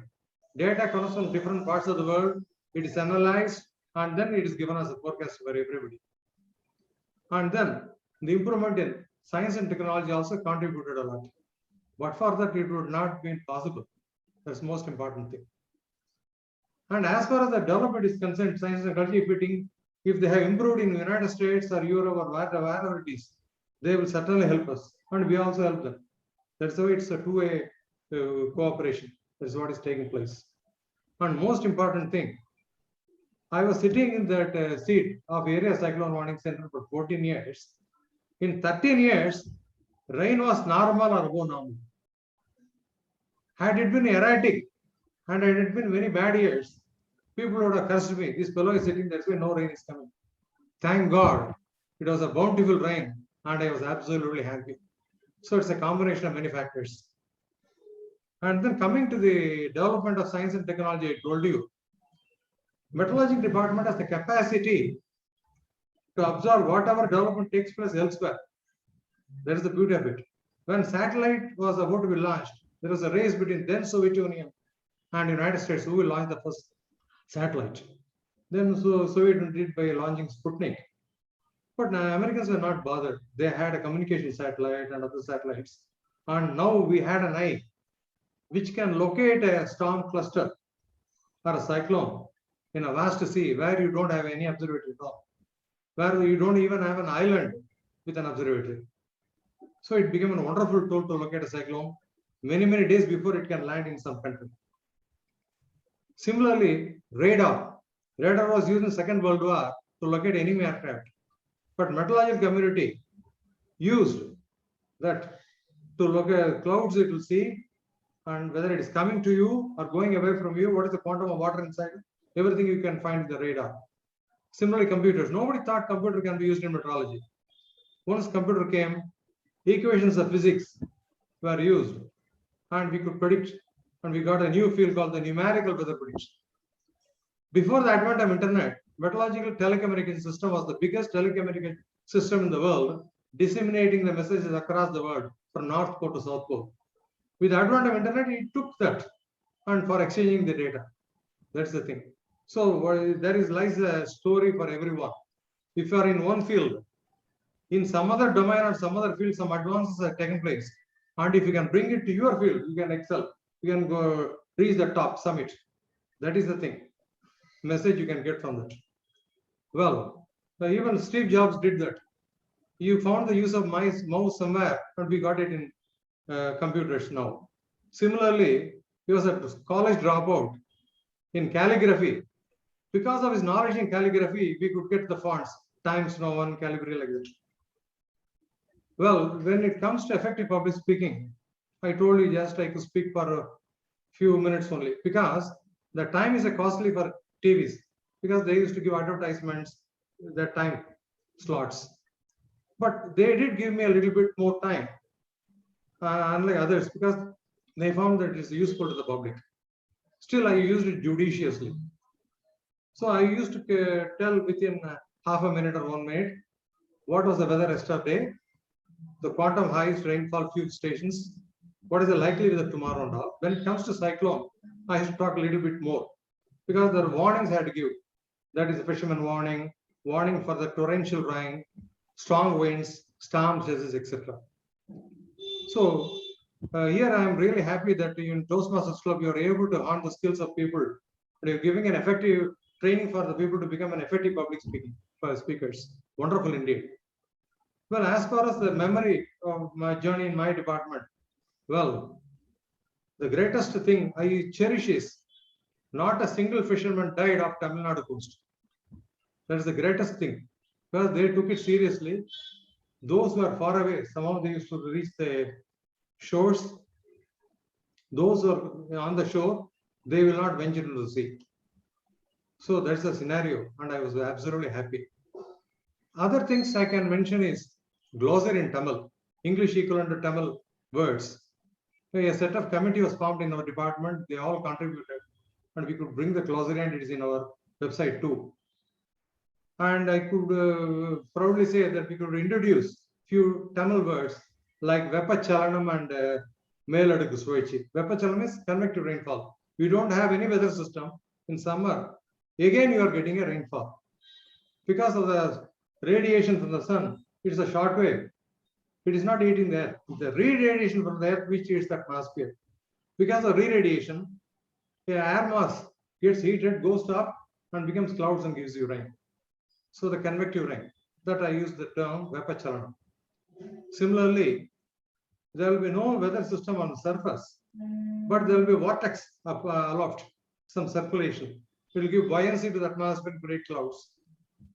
So that we call Meladukku Suvachi or upper air circulation. So now people are very familiar with these two terms like that.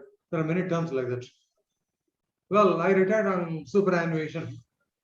Post superannuation, I got offers from films, serials, and advertisement and all. I flatly refused. It is not, acting is not my cup of tea.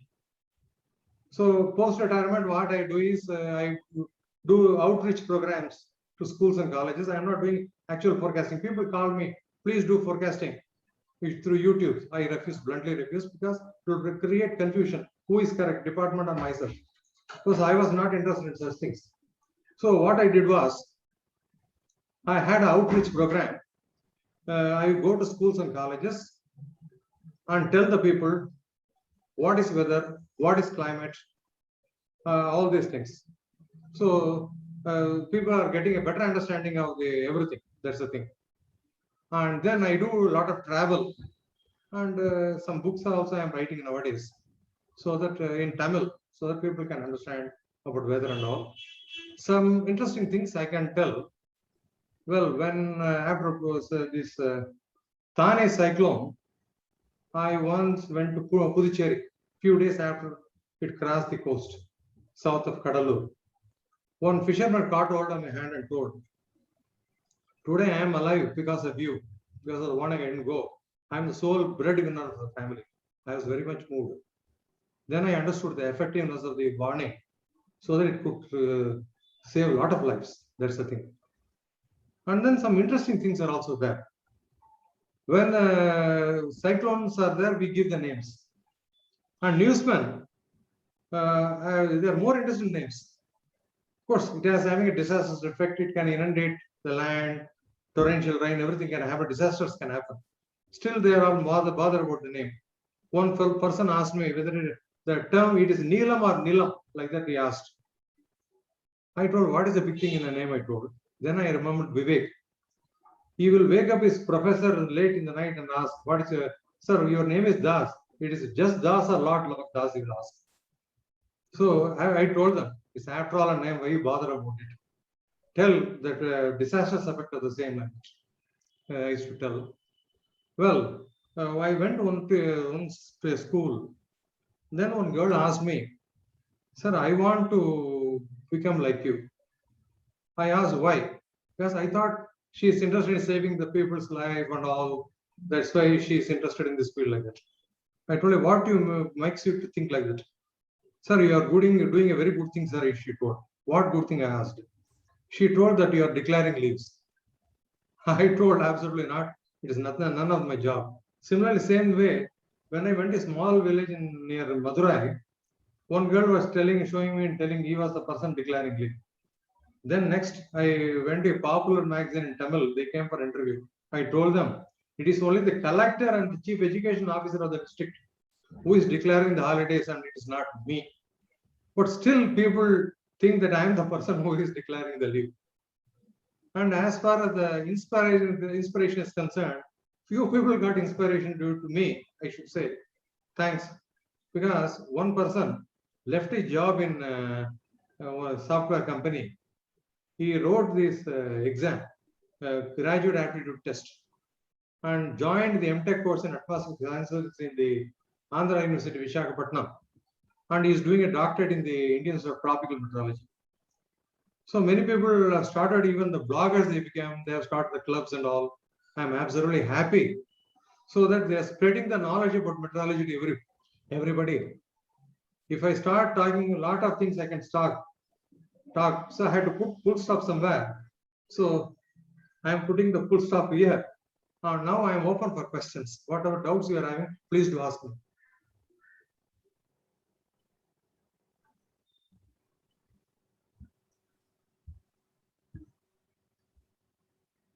So this is Lakshmi Narayanan here. Tell me, sir.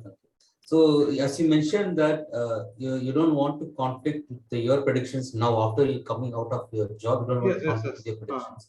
But we see a weatherman Facebook is going on. So can we rely on the weatherman more than the government? Yeah, I tell you. We only by seeing computer people are telling. We don't have equipments and all those things. And it comes to lives. For example, a lot of people will die in a sea, fishermen and all. Somebody has to take responsibility, is it not? Yeah. And if I start giving a forecast and tell this stuff going somewhere and somebody else somewhere, Who will take responsibility? You tell me. That's the thing. So that's why I'm not involving myself in that. Only in outreach program to give a knowledge of how these weather phenomena is occurring. I am doing that job, nothing beyond. Even now, I am getting the best forecast in the world from Europe and Central, also through friends. I just see them and give a cursory glance. That's all. Nothing beyond that. I don't want to do the forecasting job. That's the thing. And so seeds of confusion among the public. Sir, good evening. Abhilash here. Tell me, sir. Sir, so I have been observing you from 6th grade. So Yes, 6th standard, when I did observe you, I actually, so some of your predictions did go wrong. But when I was in 8th or 9th, your predictions are very spot on, sir. Yes, I sir. wanted to ask you, when these predictions go wrong, how do you deal with that uncertainties, sir? See, it is not my prediction. It is a department's prediction. It's a collective thing. So I predict, I give it out, and then I don't bother. I go on to the next day. That's all. Only if you own it, you will feel for it. It's a department prediction. I don't own it at all, and I will never say I have done it. It's the department has done it. That's all. Sir, good evening. I have a question, sir. Yes, sir. In 2015, that flood. Yes. What was the contribution of meteorological department, and where we failed actually? 2015, we never failed. I should say, I tell you, on December 1st, we had extremely heavy rainfall. So for 3 districts, Tamil Nadu, that is Kanchipuram, Chennai, and this other district, what is the Tiruvallur, I gave extremely heavy rainfall, 25 centimeters and above. It came even under the scrutiny of Parliament. Parliament, they raised the question, they checked the forecast. Otherwise, they had to put the blame on me. Ramanan gave a wrong forecast like that. But even though it's the department's forecast. That's the thing. Sir, good evening. Yeah, I would like to thanks for all the information what you have shared and the experiences. It is all the great wisdom from you. I have a question. So, since we can able to predict and this much accurate, so we are very closer to the European predictions. So why can't we do for a year for these farmers who are all having, depending upon the monsoon, and there is a throughout the country we have a big drought. So I thought, always thinking that why can't we bring something to these poor guys, try to help them that if there is going to be a drought, they can keep their away for some time and get cultivation when there is a monsoon, hit them in the right way. See, I tell you, I am in touch with the farmers also. I used to talk to farmers also, and I used to tell them how to use meteorology. First thing, we are a water-starved thing. We are a rain shadow region during the southwest monsoon. So when it comes from Karnataka, Kerala, this rain, this river, Kaveri, we are having a lot of dams in Karnataka. So you won't get the full flow. Sometimes if the monsoon fails in the district also, again, drought-like scenario will come. So the best solution is, when you are not going to have plenty, don't go for crops which demand high water, like sugarcane, then your rice crop and all these things. So the best is to avoid those crops and grow crops which demand less water, like pulses and vegetables. Like that, we have to decide in the economy of it. And there is no point in pumping the water from the ground and irrigating it, because we will have a problem for drinking. So we should use our resources judiciously. We should develop crop varieties which will demand less water. That's how we have to go about. So we should take the rainfall pattern for the past 50 years, which is suitable for that area, like that. And then we should also follow what Israel is doing. Israel is a desert. So they convert the sea water into a pot water and potable water, and they are using for growing the crops. But you see, the cost is heavy. To stop evapotranspiration from the leaves, they are having a cover over the field, entire field. So much capital intensivities. Still, they are getting profit because they are growing orchid flowers, which they are able to sell through taking by flight to cities like Amsterdam. They're able to tell, and they are able to get the return on investment. So we have to think like that. And we should not just broadcast seats. We should use some automation so that right quantum of seats should be go into the field. Like that we should do everywhere how to judicially use this technology so that we don't end up with loss. Good evening, sir. Yes, sir. How did you choose your career in the days where engineering and other streams were popular? How did you choose to become a weatherman, sir, which was unusual during those times? Yes, yes, because when I was studying the BSc in my Vivekananda college, one officer from meteorology department gave and was talking about the weather systems, how it generates, how it gives rain. So I got fascinated. I had a love for geography also. So both are combined here. See, the weather of science is basically physics, atmospheric physics. And weather across the climate across the world is geography. So since I had a love for both, so I could enjoy in the department. I enjoyed my job. Even though I used to sit late in the night, many days I will be in the office. I was not bothered at all. I was not bored. I was very happy really because I could contribute something to society. That's the thing. I thank the Providence for giving me that opportunity to do that.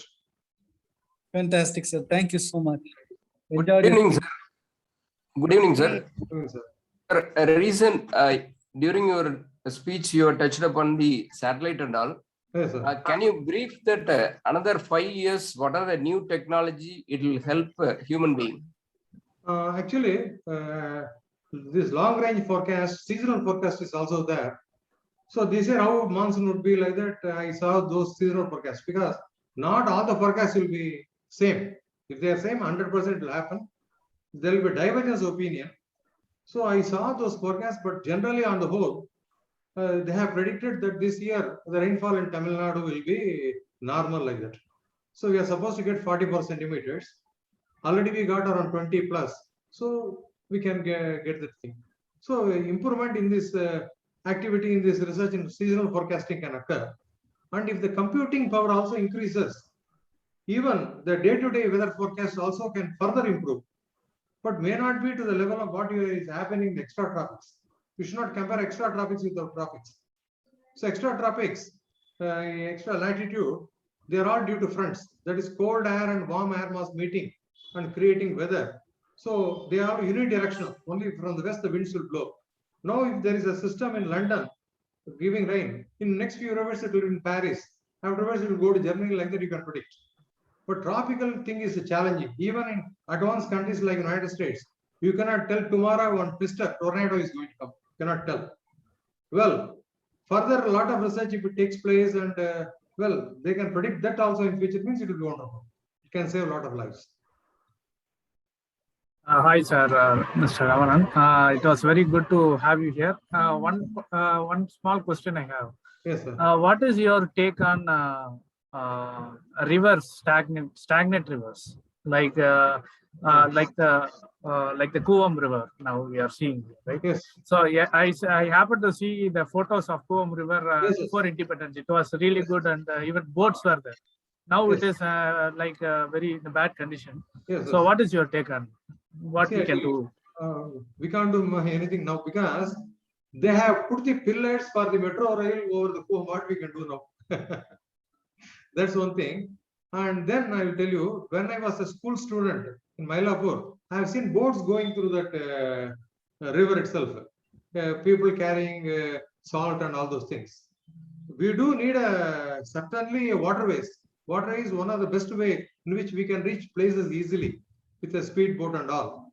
It is an alternative way of transport. If you take many cities like Amsterdam, Venice and all, we have waterways also used as transport. Certainly it will definitely help.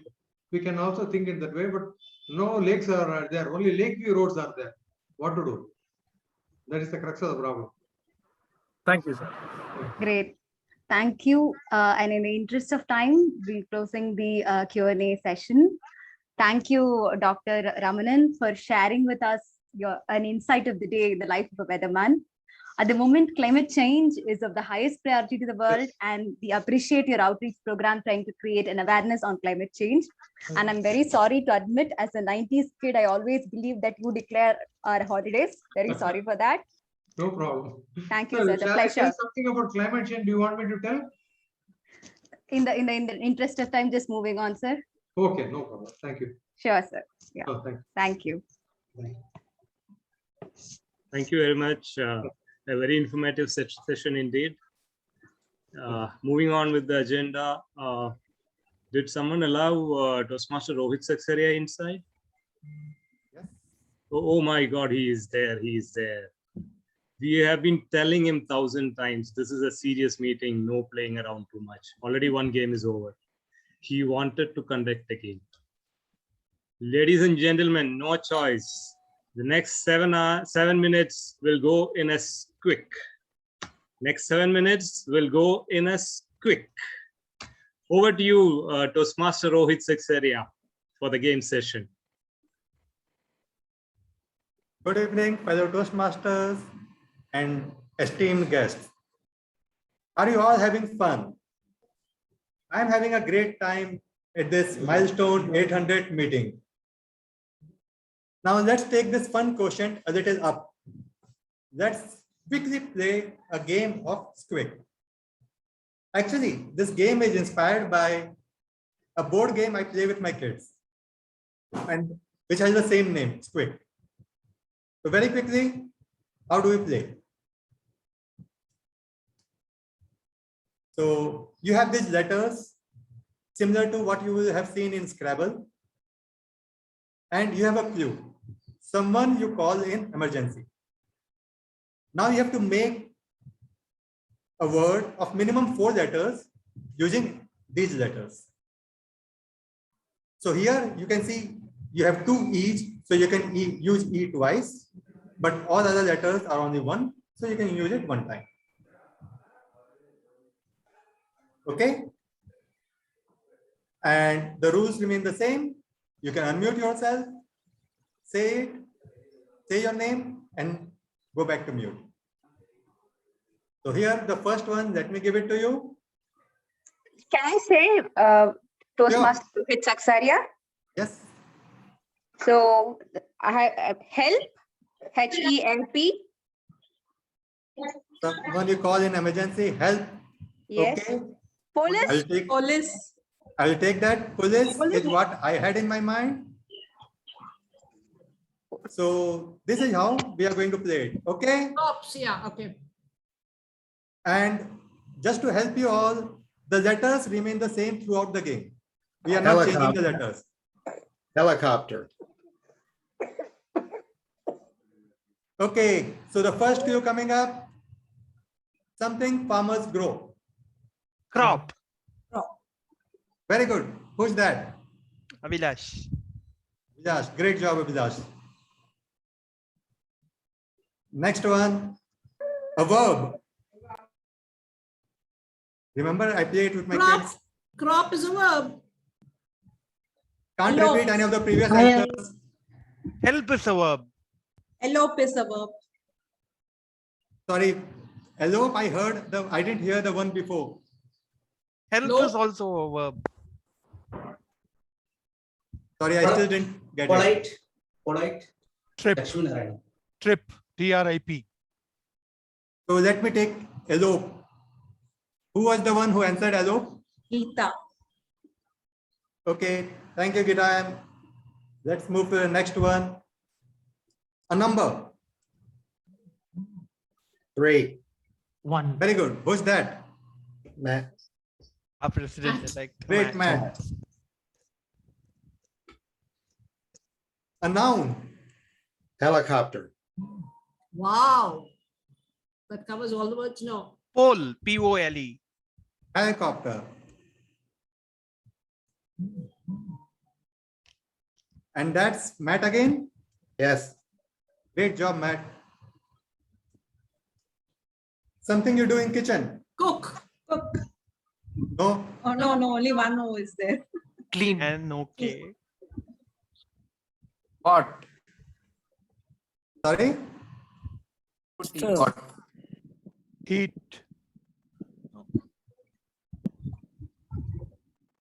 Peel. Peel. Yeah, that's correct. What's it? Peel. Peel. Peel. Yes. Chop.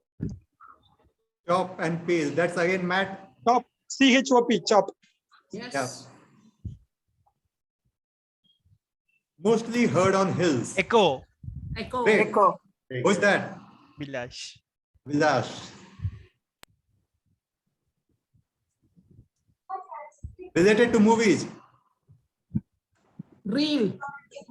Sorry? R-E-E-L. Theater. Peel. Great job. That's a great word. Who's that? Me, Nina Nina Jan. ma'am. Nina ma'am. Great. Chop. C-H-O-P. Chop. Not from Chop. movies.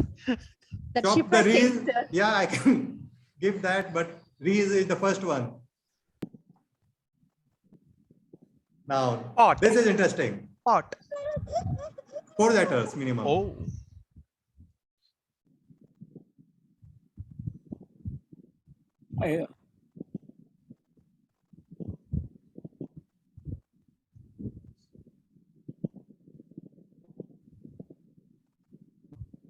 Hilt, like the hilt of the knife. Knife. No, no, the hilt of the knife.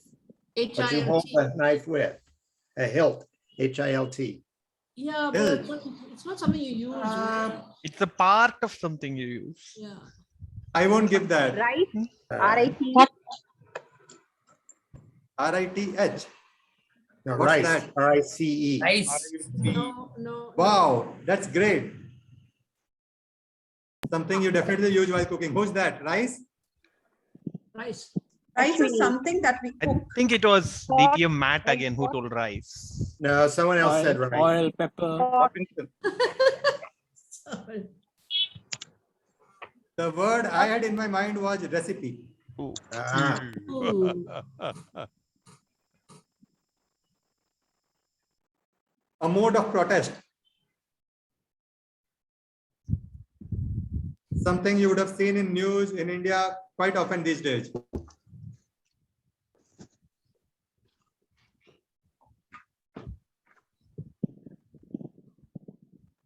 Rally.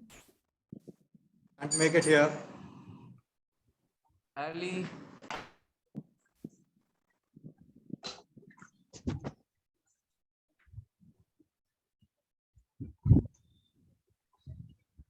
Right.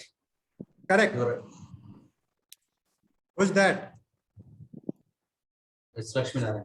Wow. Ah, right. Yeah. Right. Wow. Oh. An adjective.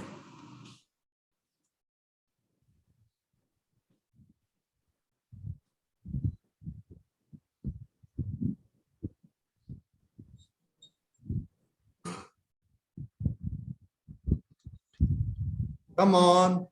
We use so many of them. Light. Reel someone in. Sorry, I didn't hear. Polite. Right. You are saying polite. Elite. Polite. That's a good one. Matt again? Yes. Great job, Matt. Something related to sports. Pole. Yeah, good one. Thank you. We have golf players here. Pole and pole also. Pole. P-O-L-E. Are both here. P-O-L-E. Pole. P-O-L-E. All of them possible.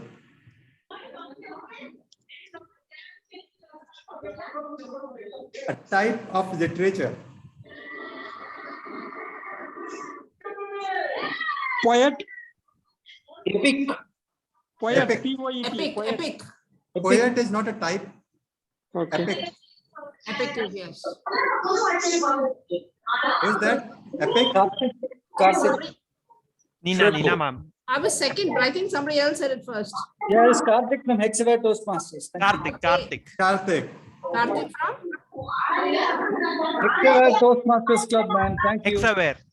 Okay, Hexaway, fine. Okay, next one. There's some disturbance, Cryptocurrency. so just Ether. Good job. Wow, who was there? Sap. Sap, great. Something you use on holiday.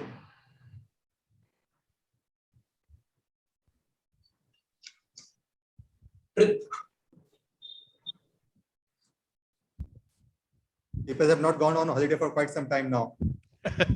Trip, right? Trip is a holiday. This is something you use on a holiday. We hire a car, so hire. Higher. Okay, with letter H only. Something else.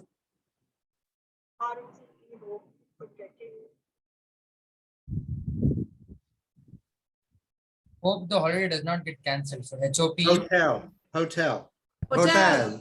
Yes, great. And trip, TRIP, trip. No, trip is not. Yes, TRIP also. No, yeah. Okay. TRIP. Any 6-letter word which we have not done before so far? Hitler. Wow. Oh my God. Sorry? Awesome. Sorry, I didn't hear the word. Hitler, Hitler. Hitler. Police. Wow. Rohit, I'm sure you would have never thought about that. Yeah. So what was in your mind, Rohit? There are many of them. Erotic, copter, copier. Report. Wow. And the last one, but this has already been answered once. Helicopter. Helicopter, yes. Helicopter is the word which uses all the letters, and using those letters, I prepared this game. Awesome. Awesome. I had a great time. Hope you all had fun. Thank you. And back to you, TMOD. Thank you very much, Toastmaster Rohit Saxaria, for testing our vocabulary. We thoroughly enjoyed the game. Let's move on to the next session. Coming up next, we present to you the most awaited segment of the meeting, a panel discussion with the best international panel ever. So first of all, let me introduce our moderator, distinguished Toastmaster Jayan Narayanan. He is the founder of Toss the Coin marketing company based in Chennai, an alumni of BITS Pilani, has been a Toastmaster since 2006, charter president of Meraki Toastmaster Club. He is the immediate past PR manager of District 120. Ladies and gentlemen, a quick fact. This is his 1175th appearance in front of yet another bunch of lovely audience. He is fondly known as the Humor King. You've also seen in the past he enjoys pulling legs, which we decided not to mention here. We are not saying that here. We are not saying that here. May God bless his panelists. We welcome you, distinguished Toastmaster Jayan Narayanan. Thank you so much. It's a pleasure to be here. Thank you. Next, we will have on stage our panelists from across the globe. Starting with the first panelist, distinguished Toastmaster Rich Hopkins, joining us from the United States of America. He's been a Toastmaster since 1999 and is fondly known as a serial contestant. He's been a club officer 30 plus times, a district officer twice, and served as a pathways guide in District 26. He's an author, podcaster, presentation coach, and a professional speaker. Welcome, distinguished Toastmaster Rich, to the spotlight. Next, we have our second panelist, distinguished Toastmaster Petra Choradol, joining us from Thailand. She's been a Toastmaster since 2001. She's the first woman DTM in Thailand in 2004. Served as District 97 Club Coach, Club Growth Advisor, and Club Retention Chair in 2016. She has served as Toastmasters International Revitalize Program Ambassador and received Presidential Citation Honor in 2016. Her life motto is, never stop learning because life never stops teaching. Welcome, distinguished Toastmaster Petra to Spotlight. Next, we have a third panelist, Toastmaster Shahbaz Baloch, joining us from Pakistan. He is the president of the Lahore Toastmasters Club He's a motivational speaker, a social entrepreneur, coach, and a mentor. Welcome, Toastmaster Shavas, to the spotlight. Our fourth panelist, distinguished Toastmaster Vasanthi Ravi, joining us from Singapore. A Toastmaster for 6 years plus and the current District Administration Manager for District 80, Singapore. An active volunteer with the Friends of Museums supporting the National Heritage Board of Singapore. Welcome, distinguished Toastmaster Vasanthi, to the spotlight.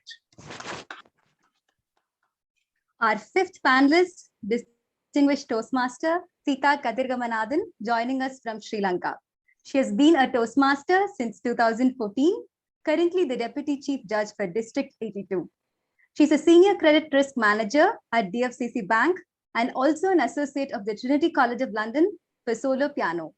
Welcome, distinguished Toastmaster Sita, onto the spotlight. Last but not the least, our own fifth panelist, distinguished Toastmaster Aditya Maheshwaran, joining us from London. Distinguished Toastmaster Aditya Maheshwaran started his Toastmastering journey at CTM. He's a management consultant. He's passionate about business, leadership, and public speaking, and philosophy. He's the first Indian representation as a finalist at World Championship of Public Speaking in 2015, where he was the first runner-up. Welcome to the spotlight, distinguished Toastmaster Aditya. So here we go. Over to the moderator, distinguished Toastmaster Jayan. Stage is yours. Hey, thank you so much, both of you. It's wonderful to be here yet again for yet another milestone meeting of Chennai Toastmasters Club. There's so much history to this club, and I fondly remember the first day I ran into a demo meeting conducted by CTM. DTM Nina was very much there. This was in my company that I was working for. It's called Covensis. Little did I know that 800 the milestone meeting, we all will be meeting again as someone who has gone through the grind and grown through the years. And a quick trivia for many of you who are not aware, I used to call Aditya and Sasta as the college kids when they joined CTM long ago. And today they're doing so well personally and professionally, and also as Toastmasters. So CTM has contributed to growth stories of plenty of people. And I'm so glad that they came up with yet another novel idea of bringing together people from across the world for a panel discussion like this. Hats off to the pandemic and the little ways by which we thank the COVID for bringing us together on an online platform. Otherwise, this wouldn't have happened. We are talking about probably 4 time zones, the US, UK, India, Pakistan, Sri Lanka together, and also Thailand. So this is amazing. So I'll quickly get on to some interesting discussion with my panelists. The first round is going to be for 3 minutes each. I'm not sure who the timer is, but somewhere I am hoping that a green light will pop up. So I'm requesting all the panelists to have an eye on that particular Toastmaster. Yeah, I think it is Ayush V. Jain. Am I right? Ayush, yeah, I see Ayush waving there. Yes. So Ayush is the most important person in this panel discussion. So please have an eye on his grid. So quickly to DTM Rich. When I heard 1999, I'm sure a lot of people would be wondering, was I born then? So that's the kind of people, Rich, you're going to address today. So what was it to be a Toastmaster around 1999? And US being the home country for Toastmasters, Toastmasters would have evolved over time. We would come across clubs that are 40 years old and 50 years old. So what is that has grown over the years from the time you have joined Toastmasters? Over to you, Rich. Oh, thank you, sir. Yes, 1999 seems so long ago. I had joined a club at that time that was about 50 years old back then.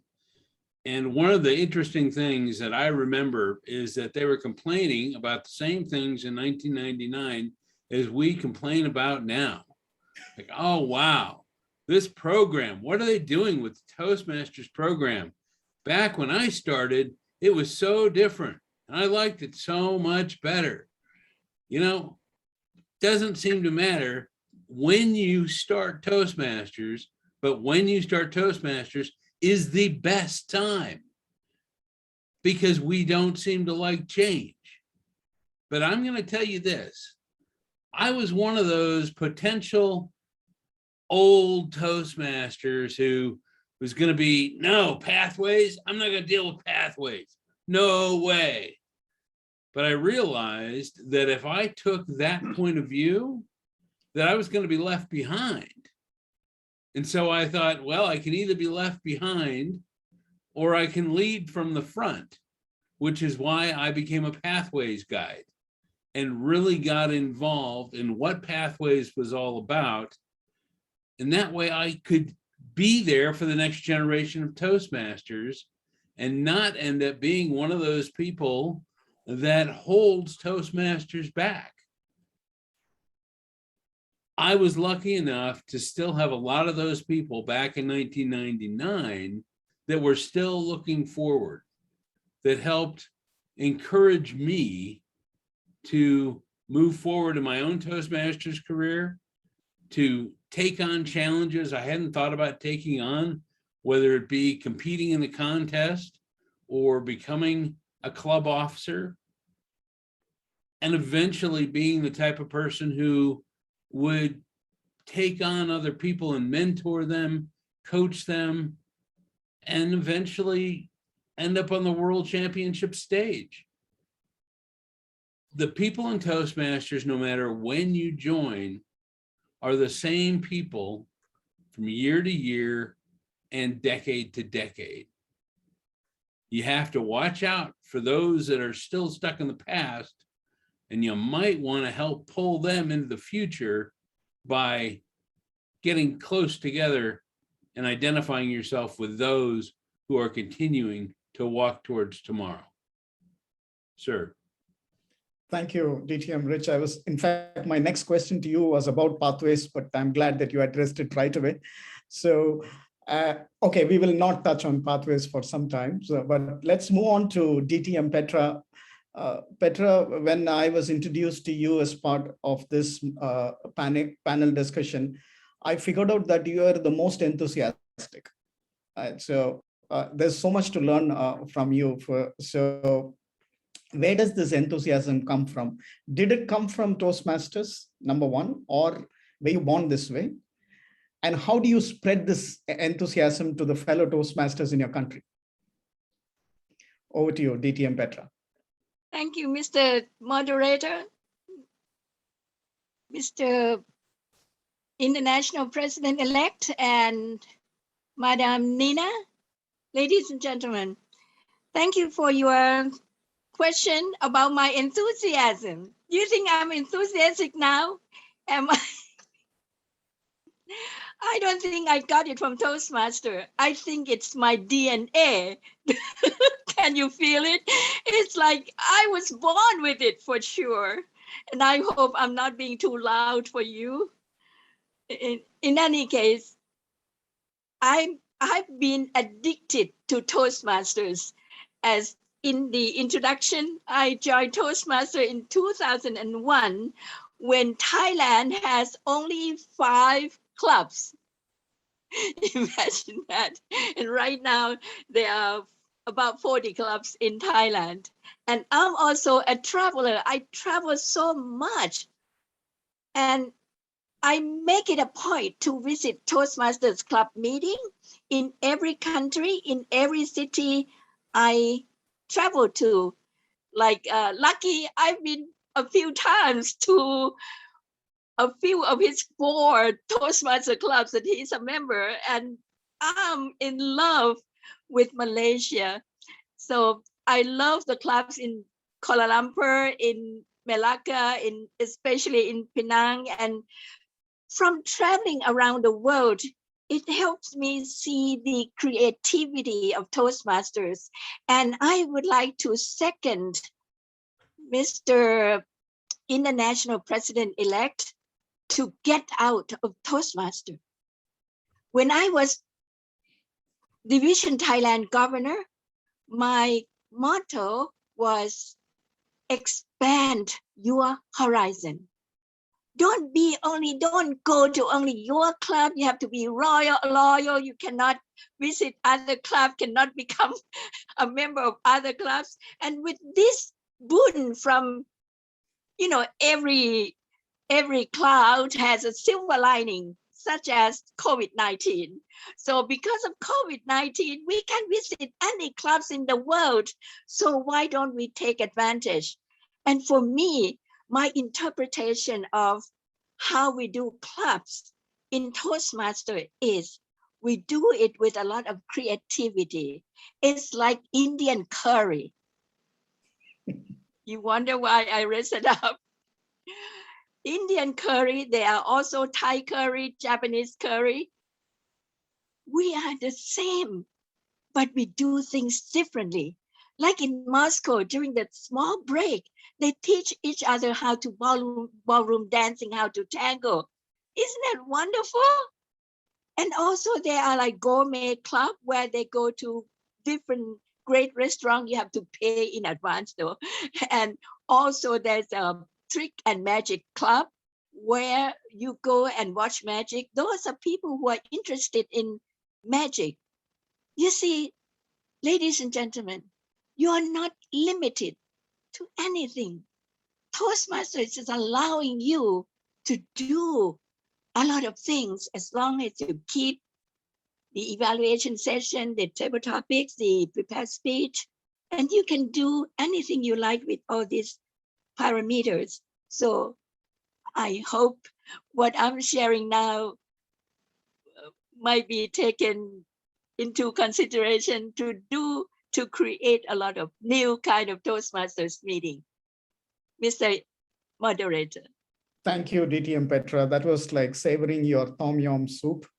And thank you. Your enthusiasm was so evident. So glad that it is coming from your DNA. Now, let me quickly move on to another gentleman here. This is probably the first time ever I'm talking to a Toastmaster from Pakistan. So close, but yet far away. So thank you, Toastmaster Shawaz, for first accepting our invitation to be a part of discussion. Can somebody mute someone's? Yeah, okay, thanks. Toastmaster Shawaz, again, the same question. We are all from the same region, especially Sri Lanka, India, and Pakistan. I'm just hoping that we all have the same way of conducting our meetings.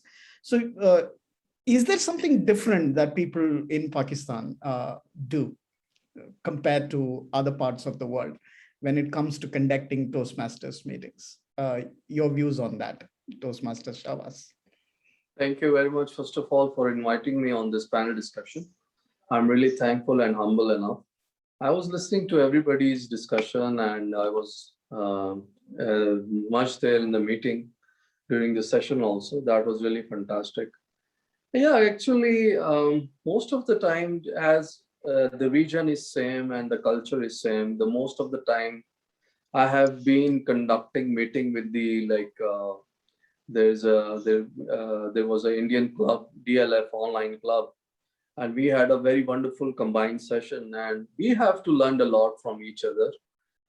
As I'm the president of Lahore Toastmaster Club, and I'm also the member of Salt Spring, Canada also.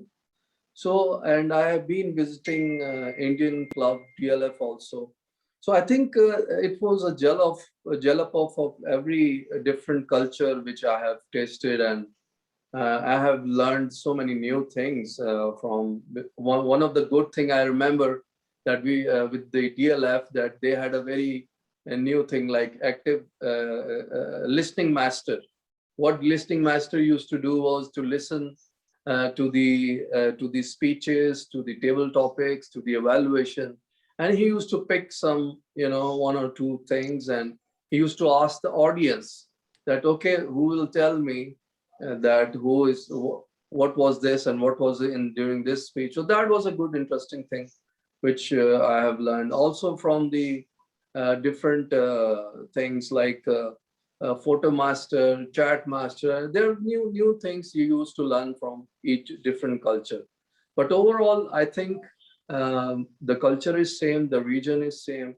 And I think if we conduct these kind of regular meetings with each other, we can bridge the gap and we can learn so many new things, which can help us a lot. I mean, which the speech which I gave in my that contest with DLF, I was given a very wonderful evaluation by the DLF evaluator, and that was really, adding value to me.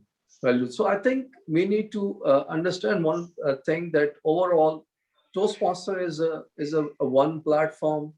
We have got a different culture, but if we conduct more meetings with each other, we can learn so many new things and new ventures and new ways to conduct these Toastmaster sessions. Yeah.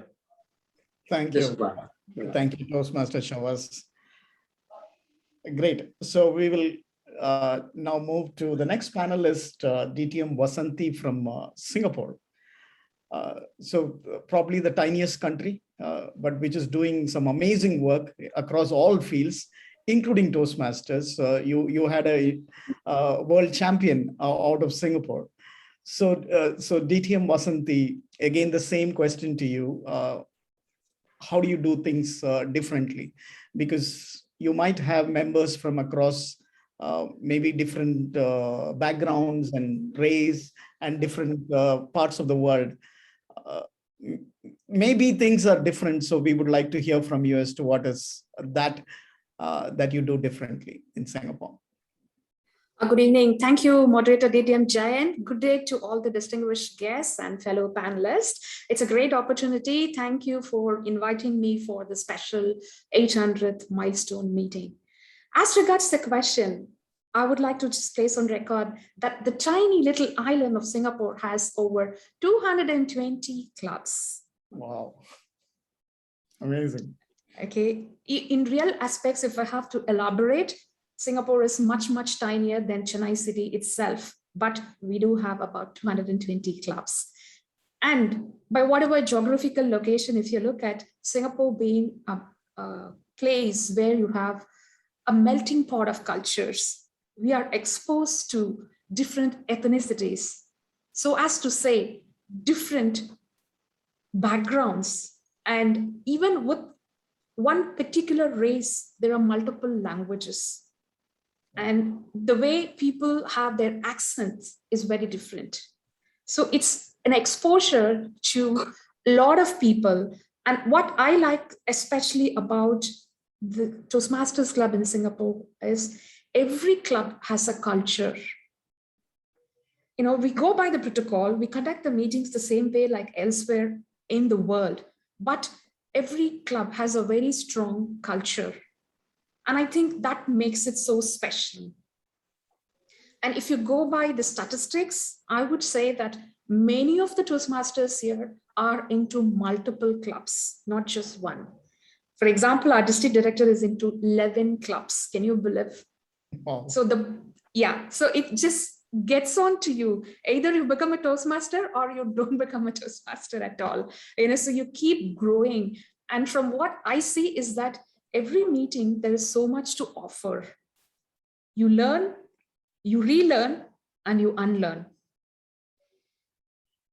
And I think that is where the energy comes from, like what DTM Petra said. If you keep on attending more meetings, I find that that will give you the enthusiasm and energy to be back into the same community again and again and again. And especially with this COVID opening up the horizons, we have become a very small group and we are in multiple places at the same time. Thank you. Thank you so much, DTM Vasanthi. We would love to hear more from each of you, but for want of time, I'm going to quickly jump from one panelist to another panelist. It's late in the day for you and DTM Petra, but the energy levels are exactly the opposite. So that's something that we want to take away from both of you. So I'm not going to get into the gender issue here, but it's still something that all of us will have to definitely take from both of you. So let me move on to the next panelist, Sita. From Sri Lanka. I've always been jealous of Sri Lanka because, again, a tiny nation. I've kept telling people that Toastmasters kind of a religion in Sri Lanka. They take it very seriously, and many things are done in such style that it's very difficult to imitate by other countries. So Sita, you've seen, as a country, you've seen probably 2 international presidents so far, and one world champion, several finalists. I lost count of those. So how do you guys manage this, right? Finally, you went away from us, sadly, from District 82. We were together, and now you become 82 alone. So you have your special identity. So how do you achieve these things as a country, and what is different that we all can learn from you? Vanakkam, Ayubovan, and good evening, my dear fellow Toastmasters, and yes, warm greetings from Sri Lanka. I think distinguished Toastmaster Jayan knows more about Toastmasters in Sri Lanka. Like he said, we have been part of District 82 for a very long time, and unfortunately, it became a single district, and District 120 was the newborn baby from last year. What I think that all of us as Toastmasters, we do everything the same way, yet something small, which is different, which be unique. And I know that many of you may recall when we have our ovations and reverberations, the fun nights. Every single fun night in Sri Lanka has that baila competition, the baila dancing, which goes on for hours and hours. Similarly, an installation ceremony is something to celebrate in Sri Lanka. We have it as a gala event. So starting from July to probably till September, October, every single day, probably the district trio and the rest of the district officers as well as members, we end up going to multiple clubs to see how grand they do the installation ceremony. And some Toastmasters club also let us all in very, very high spirits. As you know, high spirits is not only in Toastmasters, but after Toastmasters events as well. What I think unique about our Toastmasters in Sri Lanka, DTM Jayan, is that the Toastmasters who have benefited from Toastmasters keep coming back. They don't move out. They don't get out, like the DTM Matt said. We always keep coming back because we want to give something back to the community for what we have got. So I think that is something which I know that many Toastmasters across the world are continuing to do so. And I think Sri Lanka is blessed in that way. You call any finalist a district champion or the district finalist, be it the international president, DTM Balraj, see him at installations giving keynotes, and all new members are able to learn from them. So I think that's the best thing in Toastmasters, as we are always friends helping friends. So back to DTM Jayan. Thank you so much, Sita, for sharing your views on that. So let me quickly move on to our last panelist. There's a reason why we moved him to the last position, because he's not a guest. He's part of this family. He grew up in this club, and I'm sure that his presence is a must. So there was no invitation sent to him. They sent him the Zoom timeline and the Zoom link to him and said, be there. Now the question is he going to represent UK or India? So I'm going to spare him from representing India. He would have maybe forgotten how Toastmaster meetings happens in India.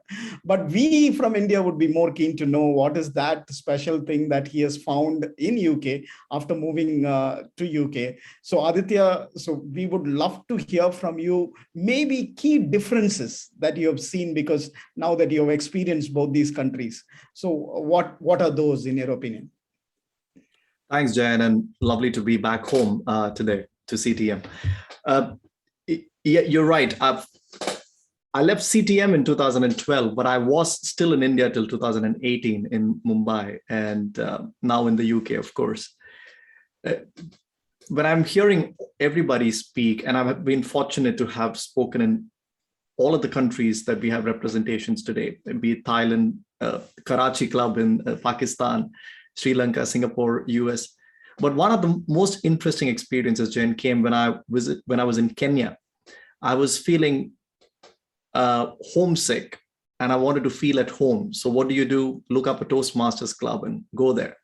And when you go there, I was wondering, there's a different feel, different people. Would I feel welcome?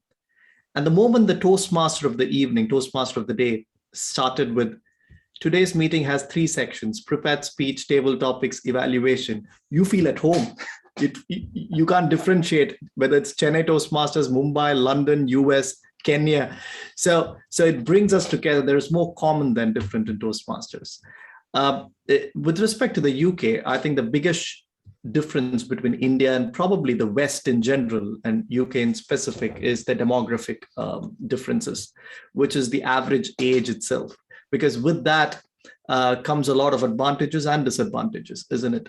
In India, it's very easy to mobilize a group of volunteers for a Toastmaster event, for example, because just of the sheer number of people and clubs and the age group, which is probably 27, 28, you find the bell curve peaking at 27 to 30 in India.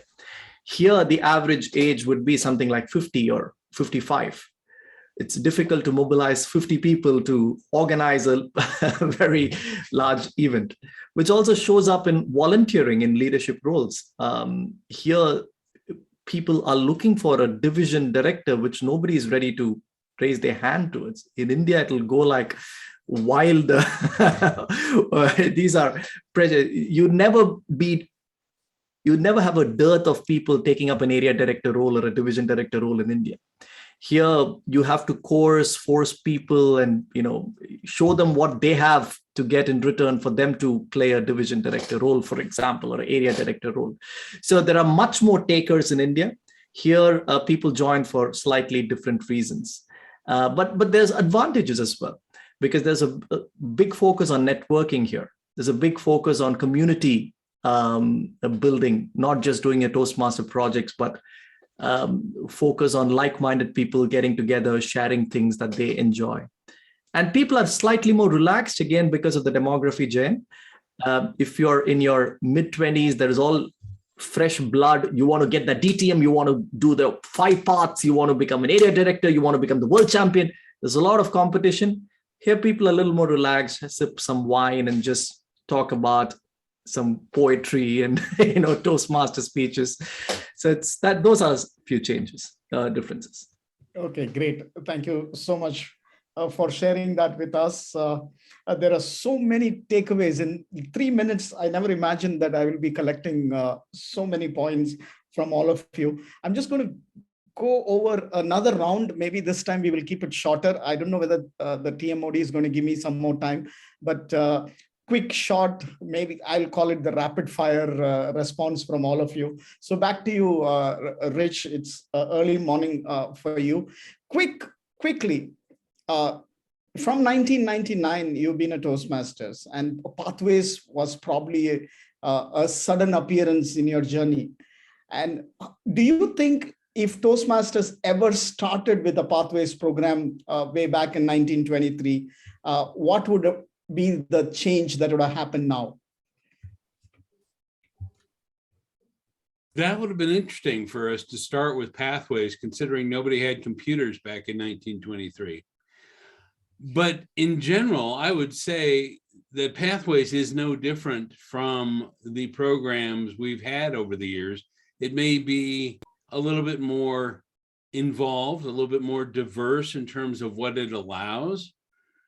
I don't know what the 1923 program specifically was.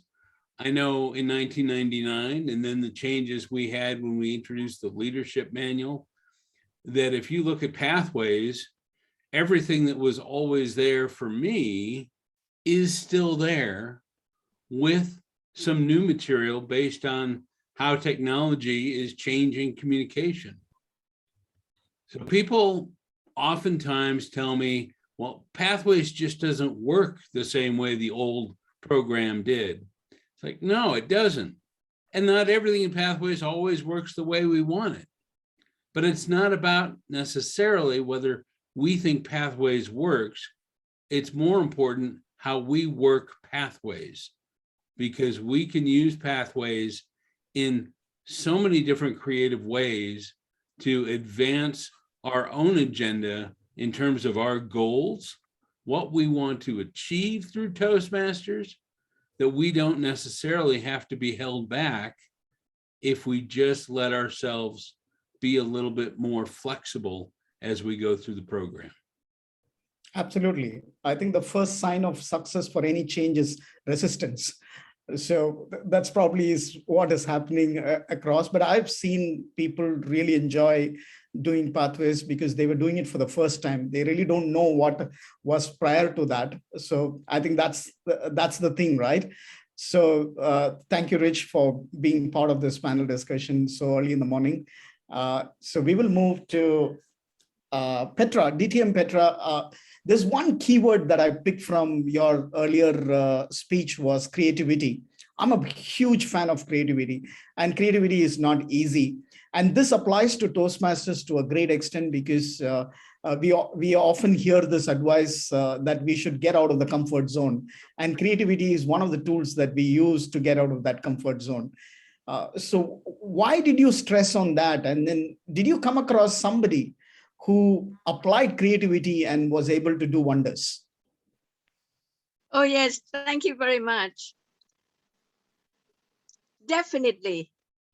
I've been a Toastmaster for 20 years. Imagine that. If I go to attend a club meeting with the same old thing over and over again, can you imagine yourself doing it? I don't think so. That's why we have the reverse meeting. You come to the meeting without knowing who is going to do what. And then you pick a slot and you got to know if you become a general evaluator or table topic master. And the meeting starts from the end to the beginning, something like that. And like I told you, there was a club that's called a gourmet club, and we are foodie. We talk about food, and that's just a club for me. And also, Aditya mentioned that we could have a sip of wine since we are meeting on Zoom, and nobody would know if we are drinking water or wine here. So that's also creativity that is being created in this time of struggling. But you know, great things come out of conflict, come out of struggling and friction, like diamonds. And also, I'd like to mention one or two creativity clubs like storytelling. And this is not in Thailand. I joined Toastmaster club all over the place, in the Middle East, also I joined one club in India. I joined 2-3 clubs in America. And this is Orange Upon a Time. It's near Disneyland. And they meet in Barnes and Noble. Do you know what kind of? It's a book shop. And they just had a great time, both challenging for the speakers because all the onlookers, we don't know them, and they are buying books and we are speaking in front of them. And that's why they can gain a lot of members, because they're meeting in public places like in a bookshop. And also I attended and almost become a member at Singles by the Sea. And you know what that implies too, right? If you're not single, you're not there. So things like that, it makes it interesting. And recently there's a club, online club called Sommelier. Sommelier is wine expert, and they form a club. I was with them for a while, and they are talking about wine. And you know, we can make very good communication using wine as analogy, because wine has aged. As you know, that wine can age. The longer, the older they are. Not all of them, but some of them age very well. So these are some of the creativities I would like to mention, and I appreciate it because it is giving me like a spice in your curry. Thank you. Absolutely, absolutely. Thank you, DTM Petra. I only now I realized that I should have used your first 3 minutes to list out all the creative things that you have come across in Toastmasters across the world. We would have got a chance to hear more about some of the creative stuff. So thank you so much, DTM Petra. So Shavas, Toastmaster Shavas, I quickly want to understand, because we are from the same cultural belt, like how you mentioned. Most of the youngsters in Pakistan, what instigates them or encourages them to be part of Toastmasters? Is it to improve their career path or shine well in their career? Is that one of the reasons why these youngsters are part of Toastmasters? Yeah, of course.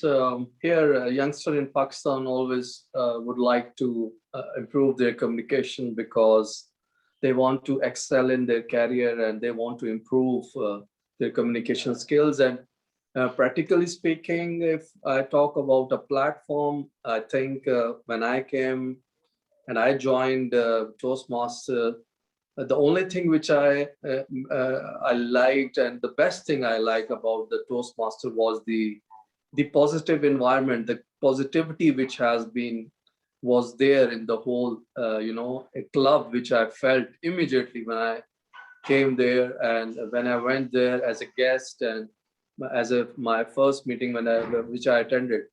So I thought that yes, this is the place where this is the place for me also, and for the youngster where they are finding the place, the platform where they don't have the place to speak their heart out and to improve their communication skills. Because here, youngsters, as they're in India, Bangladesh, Sri Lanka, everywhere, they want to pursue their careers. And for that, communication is the foundational skill which needs to be there in choosing a career and in giving some interview wherever you go. And if you are not good at the communication skill, even during the interview, you will not be better during the career also, after even if you are selected.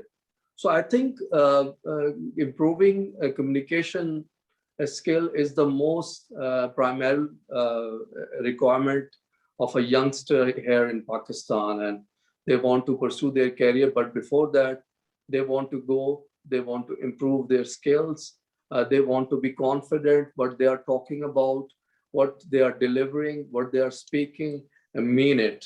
So I think this is the integral and necessity of the youngster here in Pakistan also, as in India and Bangladesh and Sri Lanka also.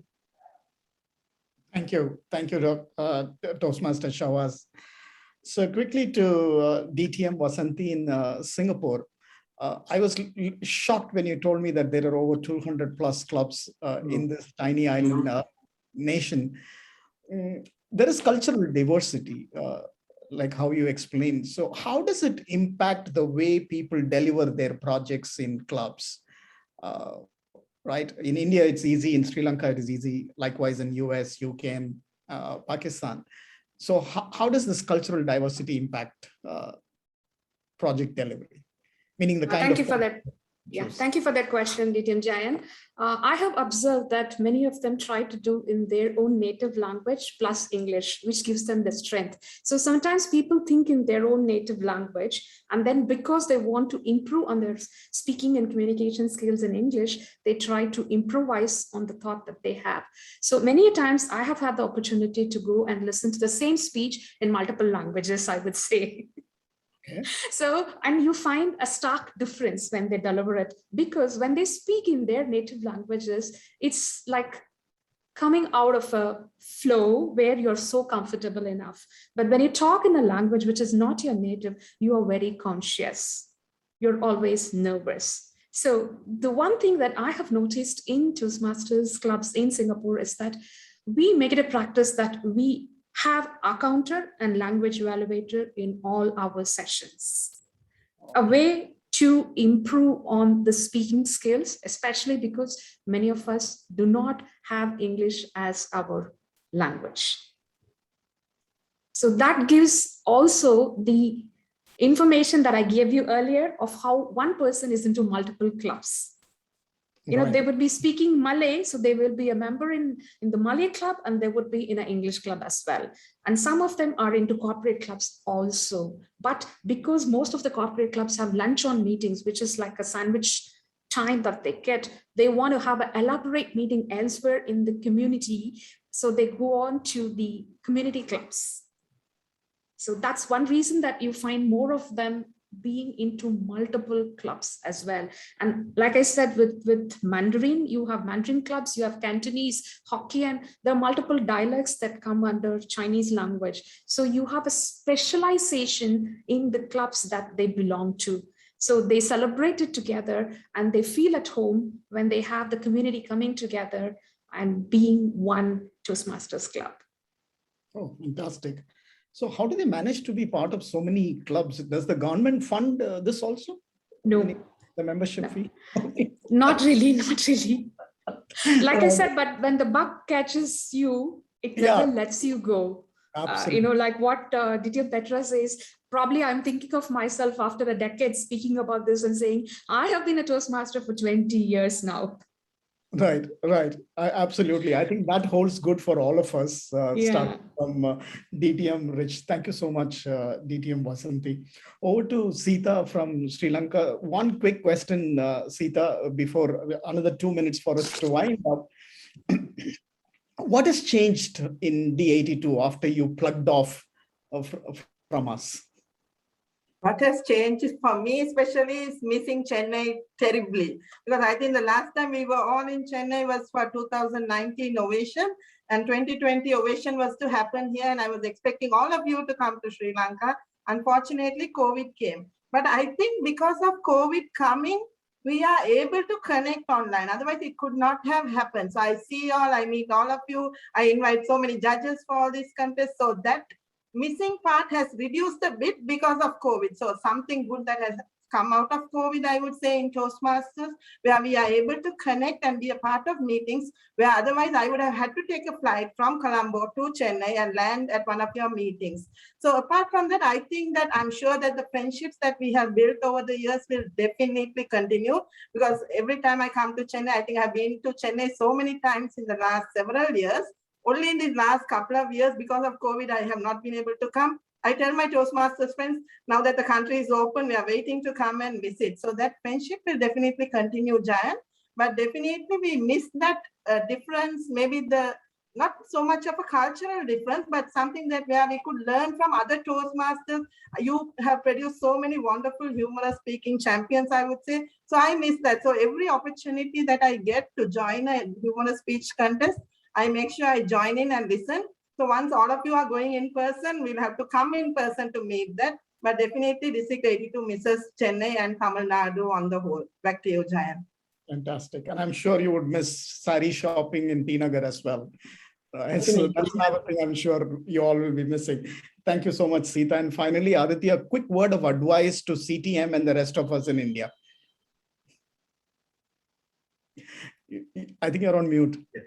I mean, if a club has managed to reach 800 meetings, Jayan, I don't think the club needs any advice. It's doing everything right.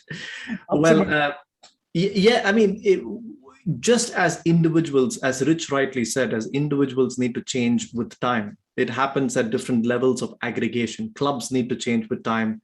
Districts need to change with time. Toastmasters needs to change with time, right? It's at every level. So as I keep saying, a milestone always tells you not how much you've traveled, how much more there is to travel. That's what the sign in the milestone is, always futuristic, never the past. So, and that's my advice to CTM. Keep reinventing, preserve the legacy, but always be light and fresh and agile and nimble to adopt and adapt to everything that's changing. There will be a point where the generation of Toastmasters who have that lived experience of CTM's past legacy may have retired, and everybody, like the ship of Theseus example, everybody currently, there will be a time where people are not that attached to the past. At that point, have we reinvented CTM enough that there is so much ammunition for the future, not just the carry forward of the past? So I would just say whatever Rich said at an individual Toastmaster level, I would echo that at a CTM level. However, as I said, 800 meetings, not simple. It's my home club. Everything I am today is hugely because of CTM. So I hope to be there in person soon and meet all of you. Back to you, Jay. Hey, thanks so much, Aditya. That was a wonderful closure to this panel discussion. For want of time, again, I'm going to reduce my thank you note. Thank you so much, all of you, for taking time to be a part of this panel discussion. Over to the Toastmasters of the day. Thank you. Thank you. That was indeed a super energetic panel. From hearing about Toastmasters in 1999, when most of us were in school or college, or about the comparison between the Indian curry and the Thai curry, we realized that across the globe, we all stand united with a deep sense of belonging of being a Toastmaster. This discussion has been very insightful to us to think in the lines of bringing an international outlook to our meetings going forward.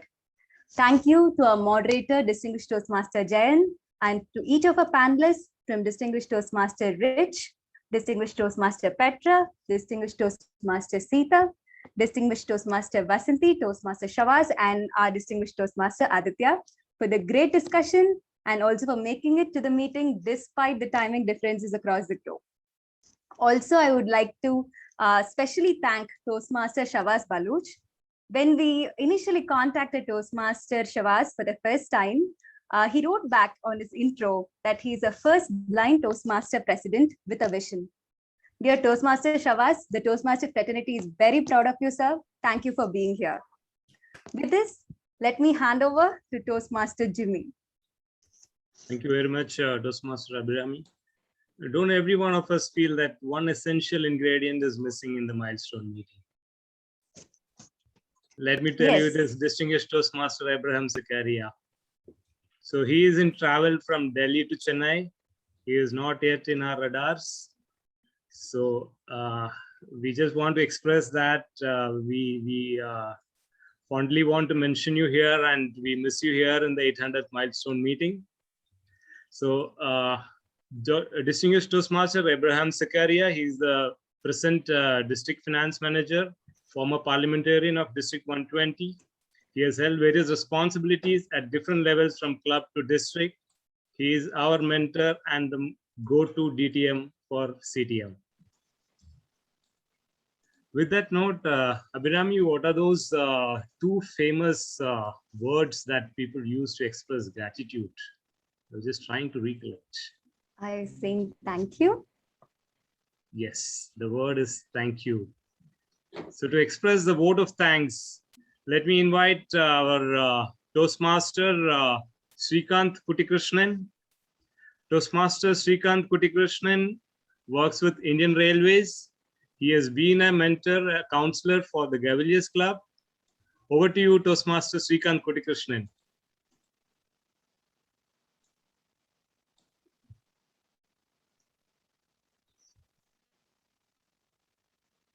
Good evening, everybody. Thank you very much. It's a great honor and a privilege, as well as a pleasure for me, for having given me this opportunity by the ExCom to propose a vote of thanks. I would rather say it is not a vote of thanks, it is a note of thanks, a note of gratitude from the bottom of my heart. So from all of the CTM members and all of you who are present here, we are very thankful and very grateful to each and every one of you who have been here, who have graced the occasion and had found the time across different time zones to be a part of this milestone meeting. I would like to thank our chief guest, President-elect, Distinguished Toastmaster Matt Kinsey. Sir, when you said get out of Toastmasters, I was really pinching myself to understand what you were up to. But I got the crux of your message when you said Toastmasters is not about what we get and how we become, but rather what we give back to the society as a whole, and to make this place a better living place for each and every one of us. That really moved me, and sure, it's a word that's going to be with us for a very long time. And we thank you for your time, and we wish you all the very best as you take over the mantle of being the Toastmaster International's next president. We wish you and your family all the very best. Thank you, sir, once again for being with us. Our keynote speaker, as you have probably heard, is a person who is being looked upon during monsoons in Tamil Nadu and the rest of South India, and in Chennai in particular, especially when we pray with our fingers crossed, with prayer in our lips, what Mr. Raman and Dr. R.S. Ramanan would say about the rain forecast, whether it's going to pour cats and dogs, not for the rain, but the schools would close down. So thank you, sir, for making it to this event. It was so wonderful and a lot of information for a layman like me to get from you about what climate weather is and what forecasting is all about. You were spot on your predictions, and you are very humble and modest to tell us that it was not your prediction, but the department. I can relate that being a central government employee, we give the credit to the government to whom we serve, and the people are our masters. Thank you very much, sir, for being with us once again. We look forward to hear from you, and we want to hear more about your predictions so that we can be aware what the country is heading towards and also how the forecast is going to be. And for our trio, though our district director, a very interesting gentleman, Toastmaster Satish Menon, could not be with us personally, but I thank him for his congratulatory message. I would also like to thank our quality director, DTM Aarti Jairaj, who spoke to us about a beautiful story of a divine intervention where a long pant had to become short. And the crux of that message, what you gave us, madam, was that love, when it starts pouring, it pours in tons and tons. The short pant was a lesson for all of us to do our duty to the people that we care and that we love. Thank you very much, distinguished Toastmaster. Our club growth director, DTM Gayatri, you were generous to tell us that CTM is the reason behind Toastmasters has happened in Tamil Nadu. Yes, we are proud of that honor that you have bestowed us, that we are the lighthouse club for the entire South India and across different states in India. Our division director, Toastmaster Nadira Fayez, thank you so much in spite of your busy schedule, ensuring smiles on everybody's face. Being a protodontist and a dentist, you have been very modest to let us know that the moments of joy and happiness that you had with CTM. We wish you all the very best, a very promising person. Thank you so much. I also appreciate your time and the effort that you have taken to be with us in spite of this busy schedule where contests and speeches are being looked upon to be delivered by you. Area Director Toastmaster Adil, thank you very much for being with us.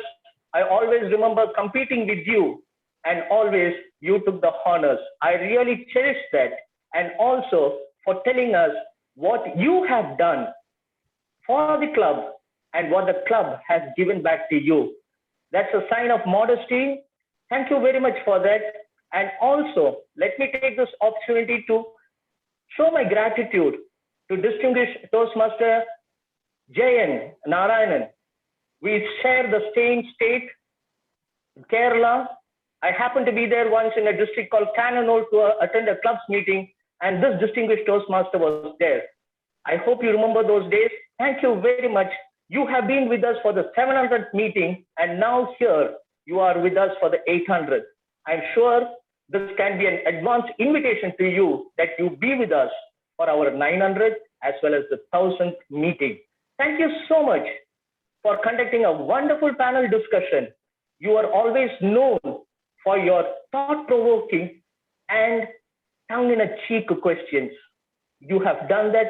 Thank you very much. The panelists, you are held at very high esteem by each and every one of us here in CTM. DTM Rich Hopkins, taking challenges and telling us what are the advantages of pathways, really opened our mind. Not only that, you told us the flexibility of pathways, how we can mend and bend the pathways to make it to our advantage. That's something that I look forward. I'm going to start working on that right after this meeting is over. DTM Petra from Thailand. It's a beautiful country. I've seen a lot of pictures on YouTube about Thailand, a beautiful picturesque country, thank you, madam, for being with us. And your enthusiasm and your charisma has really taken all of us by surprise. And you were modest to tell us it is there in your DNA. Thank you very much. And also for reminding us how Toastmasters and the Indian curry can blend and be to a great taste. I really want to enjoy your Thailand curry. God willing, I should be coming there if time permits. Thank you very much, ma'am. Our neighbor from Pakistan, DTM, distinguished Toastmaster Shawaz Baloch. Though we share our cultures, our habits, you have reminded us just by knowing that the culture is the same doesn't help any one of us, but we need to have more joint meetings so that we can take this, our bonding and friendship, to the next level. DTM Vasanthi ma'am from Singapore, beautiful nation. I really pinch myself in a small island nation, a state having 220 clubs and growing. And what a honor it is that you were able to have multilingual clubs where you have not forgotten the native language and the English speaking community, how they blend and bring about a tremendous change, and also how things can be better for each and every one of us, not holding us back, not knowing a language which is alien to us. Thank you very much, distinguished Toastmaster Vasanthi. DTM Sita, Madam Sita from Sri Lanka. Grand events and celebrations is what you look about and what happens in Sri Lanka from July to September. It's a wonderful story that you have told us, how cultures can mend and how you share a very common interest with the clubs across Tamil Nadu and in South India. Not but the least, our very own distinguished Toastmaster, Aditya Maheshwaran, a world champion. You have been with us right from the day one, and you have seen the club grow, and you have always carried, you've been literally a torch bearer for CTM across the clubs and the countries that you have visited. Though you stay across in London, we still take you to be with us every single meeting that we happen to have in person or online. You are always with us, and you have been a tremendous source of inspiration for all of those new Toastmasters who have signed up and emulate you to become a person just like you, both in spirit and in letter. Thank you, distinguished Toastmaster Aditya Maheshwaran. I would also like to thank the entire ExCom today, the prepared speeches about different aspects. Takeaways were there from 3 different speakers. One was the importance spoken by distinguished Toastmaster Venu Neelagandan. Don't drink and drive, wear your helmet. And also, I would like to have our Toastmaster Nagindra Bharti, who shared a common interest that most of the married men would be having when they take their spouse out for shopping. A mix and match in colors is always something to dread about when you go shopping with your spouse. I'm not making light of it, but it's something that most of us have experienced. Madam Rekha, Shrikant, in the interest of time, just yes, moving on to the yes, closure. Up, I would like to thank Toastmaster Rekha also for showing what a hero is in each and every one of us. I would also like to thank each and every role player. I would like to thank the Toastmaster of the day. I would like to thank our president, who had been very generous when he came up with the idea of having me as the speaker to propose a vote of thanks. I thank you, each and every one of us. Due to time constraint, I would like to reiterate what our president-elect said, that Toastmaster is all about serving and service. You would remember what the Quakers would say at every Sunday morning service. The service begins when the meeting is over. This meeting is about to get over. Thank you very much. God bless you all. Good night. Namaste. Over to you, Toastmaster of the day. Thank you very much, Toastmaster Srikanth. Thank you so much for expressing the gratitude on behalf of all of us at CTM. Ladies and gentlemen, now it's time to hand over to the presiding officer. Thank you very much for being a wonderful audience. It was indeed a great pleasure hosting you all. Yes, this milestone is not an end, but an ongoing journey. Looking forward to celebrate the next meeting milestone with you all. Until then, signing off, Toastmaster Abhirami and Toastmaster Jimmy Patros. Over to you, presiding officer. Thank you so much, Toastmasters of the day, Toastmaster Abhirami and Toastmaster Jimmy, for having taken us through this wonderful celebration of our 800th milestone. As they say, it is not the destination that is important, but the journey itself. And the fact that we have been here for 800 milestones speaks volumes of the kind of club and community that we have nurtured. But as they say, all happy things must come to an end. It is this milestone today that comes to an end. Not our journey, but just one aspect of our journey, which we now put behind and look forward as we go on. On that note, let me declare meeting number 800 of Chennai Toastmasters Club as closed. But before that, let me just take a couple of minutes of your time to quickly thank my ExCom members who have been instrumental in delivering this successful milestone. Toastmaster Abhirami, our Vice President Education, from coordinating the agenda to ensuring that all events are finalized and went without a glitch. Thank you. Our Vice President Membership, Toastmaster Lakshmi Narayana, by ensuring that the invites were sent out to all our dignitaries and our guests today and following up with them. Thank you. Well done. Our PR man for the event, our VP PR, Toastmaster Deepak, in releasing those wonderful promotional videos and posters. Congratulations on a job well done. Our Secretary, Toastmaster Naveen, for taking up the behind the scene logistics along with our SAA, Toastmaster Tarun.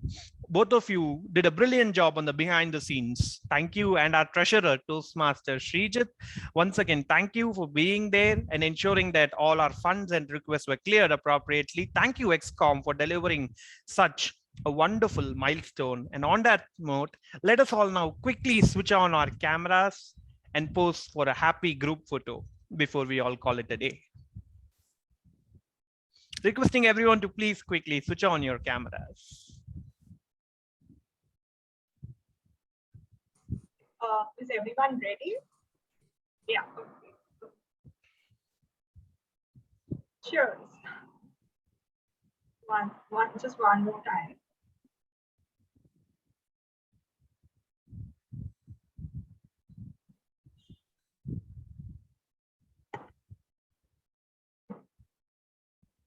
Thank you. Thank you, everyone, for patience. Have a wonderful day. Thank you so much. Let us now close the meeting and proceed to an informal session.